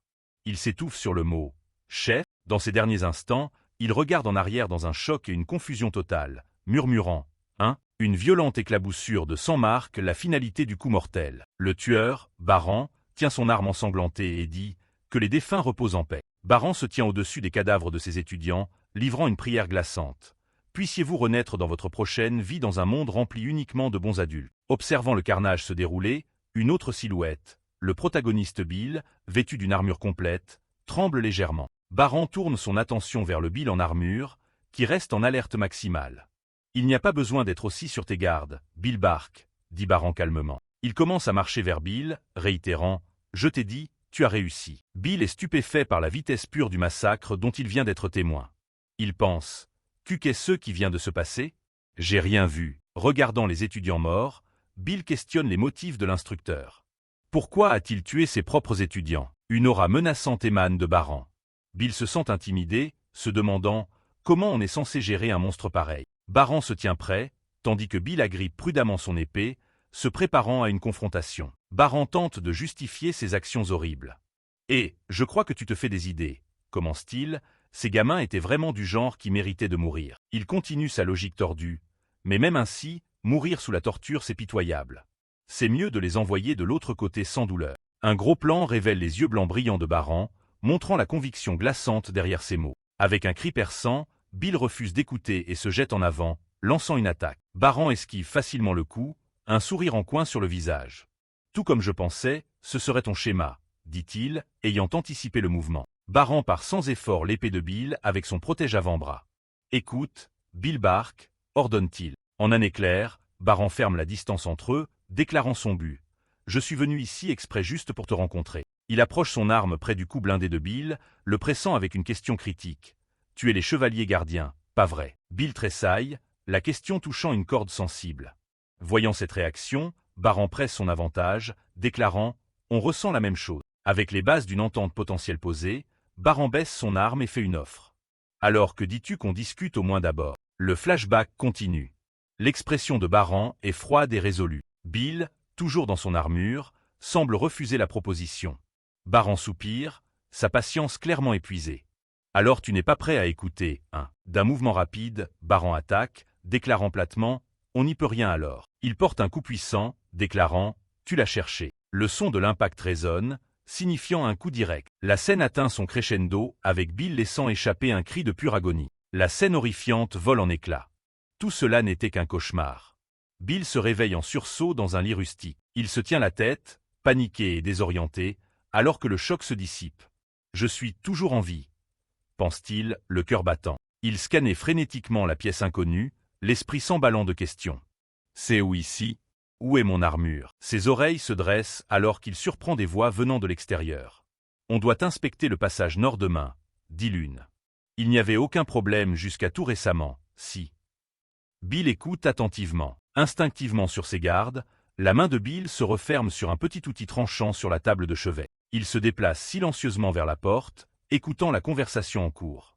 La direction du vent a changé, note une voix, ça laisse des traces derrière. Serrant la petite lame, il s'approche prudemment de la porte, conscient qu'il pourrait être dans une situation dangereuse. Il jette un coup d'œil prudent à travers la fente de la porte, essayant de voir les gens à l'extérieur. Dehors, il voit un camp animé. Les gens sont rassemblés, discutant entre eux de tâches quotidiennes comme trouver la clé de l'entrepôt, tandis qu'un homme aux cheveux roux joue avec des babioles colorées au sol. Le sang de Bill se glace alors qu'il entend un nom familier. Un homme commente la puissance incroyable de quelqu'un, disant « Je dis que son contrôle sur sa force était dingue ». Un autre répond avec admiration « Oh, c'est bien Monsieur Barança ». Le camp est rempli de personnages rugueux. Un homme bruyant crie « Draco !» apporte plus d'alcool. Son compagnon, Draco, le réprimande « Arrête de boire. Continue comme ça et tu mourras jeune. » L'homme ricane « T'es médecin ou quoi ?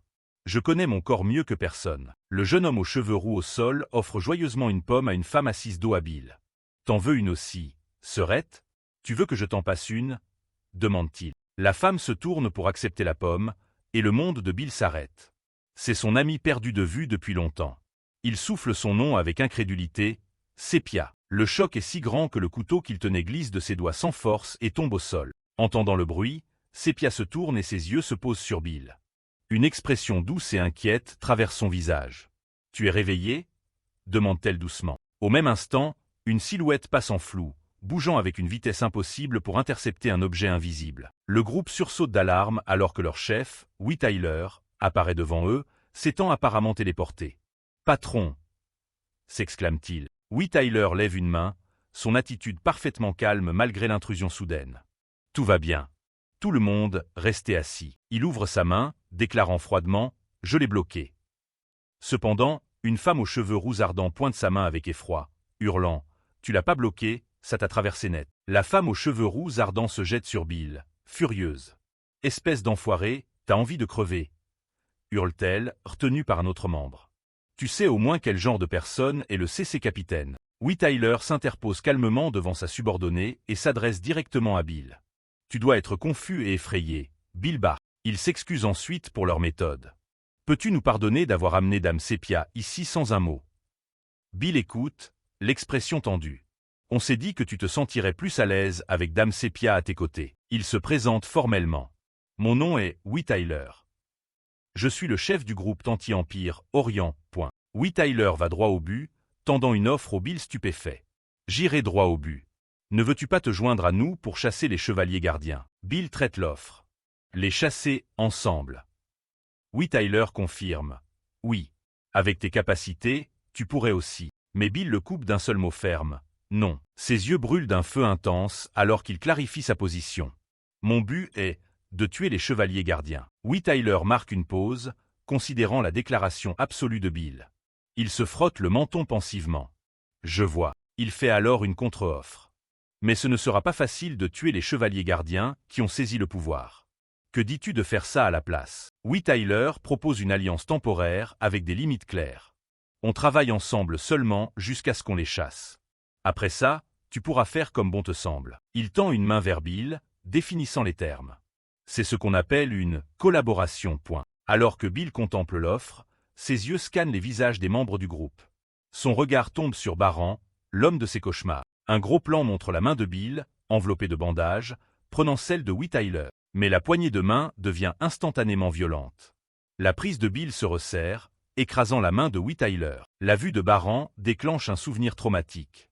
Le visage de Bill se tord de rage et d'incrédulité alors qu'il pense. Collaboration? Avec les salauds qui ont torturé mon oncle? Moi, Ses yeux brillent d'une haine pure et absolue. Il grogne vers le groupe. Dégagez avant que je tue jusqu'au dernier d'entre vous. Baran s'avance, essayant de calmer le jeu et d'expliquer. Tu as tout faux, ses doigts étaient en fait. Commence-t-il, mais Tyler lui fait signe d'arrêter. Non affecté par la prise mortelle de Bill, Tyler le presse davantage. Mais, est-ce que ce sera vraiment suffisant? Toi tuant les chevaliers gardiens tout seul. Il se penche, la voix basse et provocante. Non, avant ça. Tyler pose la seule question qui tranche à travers la rage de Bill. Es-tu seulement confiant de pouvoir te tenir face à face avec eux? La question brise le calme de Bill. Il bafouille, J-je. Alors qu'il agrippe son bras, la douleur fantôme de son traumatisme revenant. Avec mes propres mains, une image austère et brutale d'une main ensanglantée traverse son esprit, représentant le sommet de ses souvenirs traumatiques. Submergé, Bill s'effondre au sol, laissant échapper un cri bouleversant de pure angoisse. Il se met en boule, agrippant sa tête et son bras, alors qu'il est consumé par la douleur de son passé. Ugh. C'est comment je suis censé. Mon bras. Alors que Bill continue de sangloter au sol, il crie pour les gens qu'il a perdus. Ma main. Est sépia, et oncle aussi. Tyler le regarde, l'expression illisible. Un autre membre du groupe, un homme aux cheveux châtain clair, s'avance. Il pose une main douce sur l'épaule de Bill, s'adressant à son chef. Ça suffit, patron. C'est déjà plus cassé. Il essaie ensuite de réconforter Bill en pleurs, qui se sent totalement brisé. L'homme prend doucement la main de Bill. Bill, c'est ça? Ravi de te rencontrer, dit-il doucement. Les yeux de Bill s'écarquillent de choc alors qu'il sent le contact doux. Il baisse les yeux sur sa propre main, tenue par l'étranger bienveillant. Ses doigts sont complètement intacts. La main mutilée de son souvenir n'était pas réelle. Aime mes doigts? Allait-il. L'homme offre un sourire rassurant. Mon nom est Edric, se présente-t-il. Que dis-tu de nous écouter jusqu'au bout avant de décider? Les mots calmes d'Edric déclenchent un souvenir plus profond et plus douloureux, et la scène transitionne vers un flashback complet de l'événement traumatique. Le flashback nous emmène dans un hall sombre et froid. Une pile d'armes rudimentaires est jetée devant un groupe de roturiers terrifiés. Une voix tonne. Prisonniers condamnés, prenez vos armes. Un annonceur désigne un homme à l'air cruel assis sur un trône, l'infâme comte Zahir. Par la volonté du miséricordieux comte, quiconque vainc le comte au combat se verra accorder la liberté. L'un des prisonniers, l'oncle de Bill, tombe à genoux et implore la pitié. Mais, monseigneur le comte, nous, roturiers, avons simplement rejoint la manifestation. Nous sommes des gens ordinaires qui ne connaissons rien au combat. Agacé par les supplications, le comte Zahir claque des doigts. Son serviteur tressaille, s'écriant « Ô mon Dieu !» Suivant l'ordre du comte, plus de prisonniers sont amenés, leurs chevilles entravées par de lourdes chaînes. Amenez les prisonniers. Les hommes regardent avec horreur alors que leurs propres familles sont traînées dans le hall. Des cris de désespoir résonnent à travers la pièce. « C'est chéri, père, Lucie. » Le comte Zahir se lève de son trône pour s'adresser aux prisonniers horrifiés. La raison pour laquelle je respecte et suis fier de mes camarades. C'est parce qu'ils le méritent. Il continue son discours tordu, regardant les roturiers de haut. C'est qu'avant de prendre leurs armes, ils n'étaient pas différents de vous autres. Le comte énumère leurs anciennes vies avec mépris. Fermiers, charpentiers, marchands, mineurs. Peu m'importe ce que n'importe lequel d'entre vous était avant. Il s'approche des femmes terrifiées, sa voix imprégnée de venin. Si vous ne pouvez pas vous résoudre à prendre une arme, alors je ferai fleurir votre esprit combatif. Il attrape la tante de Bill, la violentant alors que son mari hurle son nom dans une rage impuissante. Poussé au-delà de ses limites, l'oncle de Bill arrache une épée de la pile et charge le comte en hurlant « Enlève tes mains de ma femme ». Avec une aisance sadique, le comte Zahir pousse la femme directement sur la trajectoire de son mari en char. Incapable de s'arrêter, l'oncle empale sa propre femme sur son épée. Il fixe l'horreur absolue, chuchotant « C'est chéri ». Le comte Zahir regarde avec un sourire écœurant alors que la femme s'effondre, assassinée par la main de son propre mari. Tenant une dague ensanglantée, le comte s'adresse aux prisonniers stupéfaits et horrifiés avec un pur mépris. « Qu'est-ce que vous attendez tous plantés là? Dois-je intervenir et vous aider encore ?»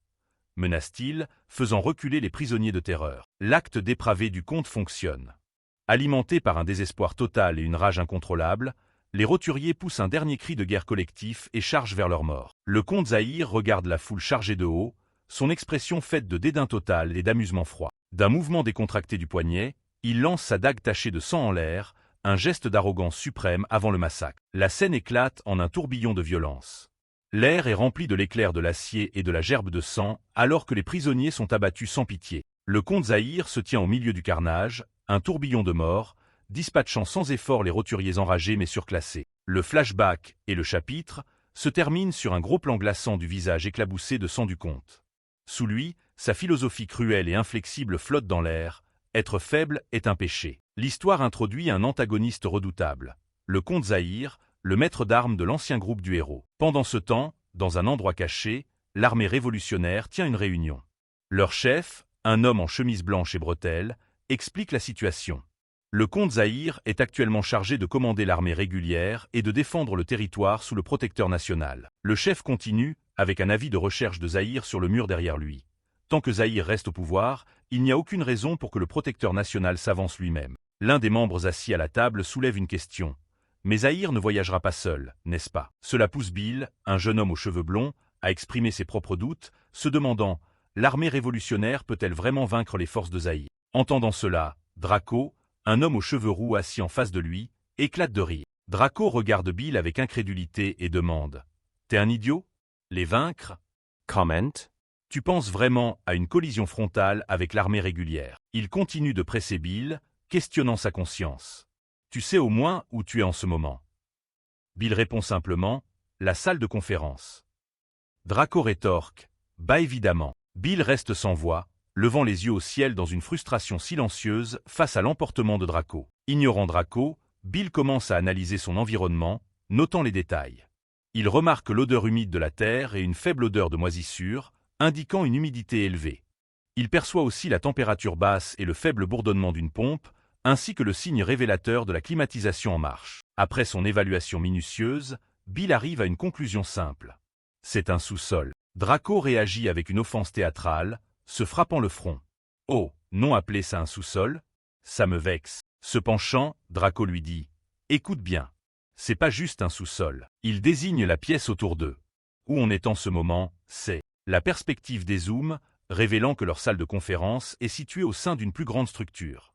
Il clarifie que ce n'est pas juste un tunnel souterrain. La vue s'élargit dramatiquement pour dévoiler un complexe massif et technologiquement avancé. Draco déclare fièrement « C'est une cité souterraine. » Bill est stupéfait par la révélation, les yeux écarquillés d'incrédulité alors qu'il murmure « Une cité souterraine ». Le chef de l'armée révolutionnaire intervient, confirmant avec un sourire confiant. C'est exact. C'est la cité souterraine. Cette ville est largement connectée à chaque coin du royaume. Il place sa main sur l'avis de recherche du comte Zahir, exposant leur plan. Nous utiliserons les innombrables tunnels de la ville pour traquer Zahir. Joignant les mains, il détaille le plan plus avant. Éliminer son cercle proche un par un. Une stratégie pour isoler Zahir. Avec un regard déterminé, le chef conclut « Nous assassinerons le moral de l'ennemi par la guérilla ». La scène se déplace vers un terrain d'entraînement extérieur où des soldats pratiquent leurs exercices à l'unisson. Parmi eux se trouve Bill, qui pratique son maniement de l'épée contre un mannequin d'entraînement en bois. Avec un cri perçant, Bill abat son épée, frappant le mannequin avec un bruit sourd. Bill prend une profonde inspiration pour stabiliser son rythme. Puis, mettant tout son corps dans le mouvement, il déchaîne un coup puissant. Il pousse un cri alors qu'il frappe le mannequin en bois avec un bruit fort. Cependant, la force de l'impact lui fait perdre sa prise, et l'épée vole hors de sa main. L'épée en bois cliquait au sol, soulignant son manque de compétence. Un homme large et imposant, avec des tatouages noirs sur le visage, Baran, observe à distance. Il dit sans détour au jeune Bill « Tu n'as vraiment aucun talent ». Les yeux de Baran brillent de façon inquiétante alors qu'il continue. « J'avais dit que je te guiderais puisque j'avais promis de faire ton équipement si tu rejoignais la bataille, mais… » Réfléchis à ça encore une fois. Il se penche avec un regard menaçant, l'avertissant « Ton avidité te coûtera la vie ». Une goutte de sueur roule sur la joue de Bill alors qu'il encaisse la dure critique et la menace. Abattu, Bill ramasse son épée. Alors que Bill commence à s'éloigner, Baran appelle, peu impressionné. « Tu n'écoutes toujours pas, je vois. » Baran s'arrête, surpris, alors que Bill se tourne vers lui. « Et, écoute. » Bill pose une question inattendue. « Comment tu rassembles le mana ?» Baran semble confus. « Comment rassembler le mana ? Tu devrais demander à un mage pour ce genre de truc. » Mais Bill l'interrompt. « Non, pas ça. » Bill clarifie, son expression sérieuse. « Je veux dire ce que tu as fait à l'époque. Quand tu as tué tes étudiants. » Un sombre souvenir flash, montrant une arme crépitant d'énergie bleue. Bill explique, « C'était rassemblé au bout du tonfa. Le mana. Baran est totalement choqué, une goutte de sueur se formant sur son propre visage alors qu'il bafouille. Comment as-tu? Ses yeux s'écarquillent d'incrédulité et de réalisation naissante. La vérité choquante le frappe. Me dis pas que tu peux voir le mana. En réponse, les yeux de Bill brillent d'un bleu éthéré et lumineux, confirmant sa capacité unique. Le choc de Baran se transforme en rire maniaque. Wow. Ah, ah, ah. Il s'exclame. C'est un sacré phénomène qui nous a rejoints, pas vrai. Il attrape Bill, son attitude ayant complètement changé. Bon, et alors si ton maniement de l'épée laisse un peu à désirer? Tu peux voir le mana de tes propres yeux. Je retire ce que j'ai dit sur le fait que tu n'as aucun talent. Baran s'éloigne en riant triomphalement. Ah! Ça va valoir le coup d'enseigner. Il s'arrête et commence à hisser un paquet massif et lourd sur son dos, disant « Mais je suis un peu occupé là tout de suite, alors. » Avec un grognement, Baran soulève l'énorme sac sur ses épaules. Alors que Baran s'éloigne avec sa lourde charge, Bill appelle. « Quoi? Où est-ce que tu vas ?» Sans se retourner, Baran répond avec une destination unique et inquiétante, l'Académie des héros. Le flashback se termine avec le sourire sinistre de Baran alors qu'il explique son motif. « J'ai besoin de résultats si je veux être réintégré comme espion. » Un encadré l'identifie comme le commandant des troupes de Choc Baran. La scène retourne au jour présent, montrant le formidable château du fief du comte Zahir sous un ciel lumineux. Les lourdes portes en bois du château s'ouvrent en grinçant. Des rangées de soldats lourdement armés, maniant de grandes haches, marchent hors du château en formation parfaite. Un commandant beugle des ordres à ses troupes. Tout le personnel, séparez-vous en 3 escouades et cherchez. Utilisez la magie de signalisation immédiatement après avoir découvert une personne suspecte. Les soldats crient en retour, bien compris. D'une vue aérienne, on voit l'armée se séparer en 3 groupes distincts, se dirigeant vers différents chemins dans la forêt d'An. L'une des escouades marche prudemment le long d'un sentier forestier tacheté de soleil. Soudain, le soldat de tête se fige, alerté par quelque chose dans l'ombre. Cachés dans les buissons denses, Bill, Draco et leur compagnonne, une femme aux cheveux noirs nommée Mog, observent les soldats attentivement. Les soldats restent en alerte, sentant qu'ils sont observés depuis le feuillage environnant. L'escouade scannait les arbres, leurs armes prêtes, essayant de localiser la source de leur malaise. Un bip aigu résonne à travers la forêt alors qu'un signal magique est activé. Regardant le lapin lumineux au-dessus de lui, le soldat reste silencieux. C'est la cible même qui les a forcés à être vigilants et à la traquer. Un autre soldat repère le signal et plaisante avec un sourire narquois. Je devrais le ramener et le rôtir. Les soldats repèrent une silhouette au loin, croyant que c'est l'ennemi qu'ils cherchaient. Tombant dans le piège, le commandant de l'escouade hurle « Trouvez ! Attrapez-le !» Et ils chargent tous en avant dans une clairière. Les soldats se précipitent avec une grande vitesse, leur concentration verrouillée sur leur cible. Ils chargent aveuglément, impatients de capturer la personne suspecte. L'élan des soldats est inarrêtable alors qu'ils déferlent en avant. Soudain, les yeux du soldat de tête s'écarquillent de choc alors qu'ils réalisent leur erreur. Il crie de confusion « QOI !» alors que le sol devant lui disparaît. Les autres soldats s'arrêtent au bord d'un énorme trou caché, regardant dans les ténèbres. « Où est-ce qu'il est passé ?» demande l'un d'eux, réalisant que leur cible a disparu. Un soldat à l'avant trébuche, perdant pied sur le bord traître. Hein? L'escouade entière hurle de terreur alors qu'il tombe dans le piège profond. Depuis un point de vue caché, regardant dans le piège, Draco sourit avec satisfaction. Joli. Draco jubile, une escouade complètement anéantie. Une légende identifie le duo comme les capitaines d'assaut souterrains Draco et Mog de la Terre. Pendant ce temps, une autre des escouades de Zahir cherche frénétiquement à travers les bois. Où est-il? Où? L'un des soldats crie de peur. D'où est-ce qu'ils viennent? Avant d'être traînés dans les ombres. Un autre soldat est réduit au silence d'une entaille rapide venue des ténèbres. Le chef d'escouade panique, essayant d'utiliser sa magie de signalisation, mais il est aussi abattu. Il laisse échapper un dernier cri gargouillant alors qu'il tombe. La lumière de la magie de signalisation échouée clignote et s'estompe. Mog apparaît d'un portail d'ombre au sol, ayant éliminé l'escouade entière silencieusement. Un gros plan montre ses yeux déterminés, sa mission réussie. Le rapport arrive de dessus la forêt brumeuse, agence de renseignement de l'ombre, une escouade anéantie. Ailleurs, la 3e escouade est prise dans une série de filets robustes. Un soldat hurle. C'est quoi ça? Les soldats luttent sans succès contre les pièges. Ça cassera pas. Faites quelque chose. Crie-t-il en désespoir de cause. Observant depuis une distance sûre, l'un des révolutionnaires se tourne vers Draco et dit « Chef, le piège que le bleu a posé est incroyable, non ?» Bill, le bleu en question, regarde simplement. Une autre camarade féminine regarde Bill avec admiration. Ils m'ont dit de garder un œil attentif sur ce bleu, et je vois pourquoi. Le révolutionnaire d'avant provoque les soldats piégés. Allons, allons si vous vous rendez, on vous laissera vivre, vous faites pas d'idées bizarres. Lâchez vos armes et enlevez votre équipement. Cependant, les yeux perçants de Bill remarquent que quelque chose ne va pas. Il se concentre sur une silhouette dans le filet qui se tient parfaitement immobile et demande « Pourquoi tu restes juste planté là ?» La silhouette, complètement imperturbable face au piège, parle avec un soupir. « Vous enlevez pas votre équipement ? Ah, le compte est vraiment trop. » D'un mouvement soudain et puissant, l'homme déchire le filet incassable. Il se présente comme Kazim, disant « Je voulais vraiment laisser ça se finir pacifiquement. Mais vous m'obligez à faire un exemple de vous. » Sentant l'immense danger, Bill hurle un avertissement désespéré à ses camarades. « Reculez !» En un instant, Kazim apparaît derrière le révolutionnaire qui l'avait provoqué. « Quoi ?» demande-t-il avec moquerie. Kazim abat le révolutionnaire d'un seul coup brutal. Bill et sa camarade regardent avec une horreur stupéfaite alors que leur compagnon révolutionnaire est tué. Les yeux de Draco brillent de rouge de fureur alors qu'il rugit « Troupe DE choc, préparez-vous au combat. » Bill crie un avertissement « Baissez pas votre garde. » C'est un monstre sûr qui les filets marchent pas. D'en bas, le puissant Kazim lève les yeux avec un sourire narquois. C'est exact. Restez bien là au-dessus du sol s'il vous plaît. Bill se prépare, sa capacité unique à voir le mana s'activant. Il pense sous le choc. Sa capacité de mana est au niveau de celle de Baran? Non. Ses yeux s'écarquillent de terreur alors qu'il réalise l'horrible vérité. Est-ce qu'elle est encore plus élevée?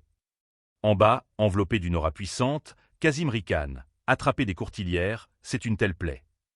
Une légende finale l'identifie comme le capitaine de la garde impériale du comte Zahir, révélant le vrai niveau de la menace à laquelle ils font maintenant face.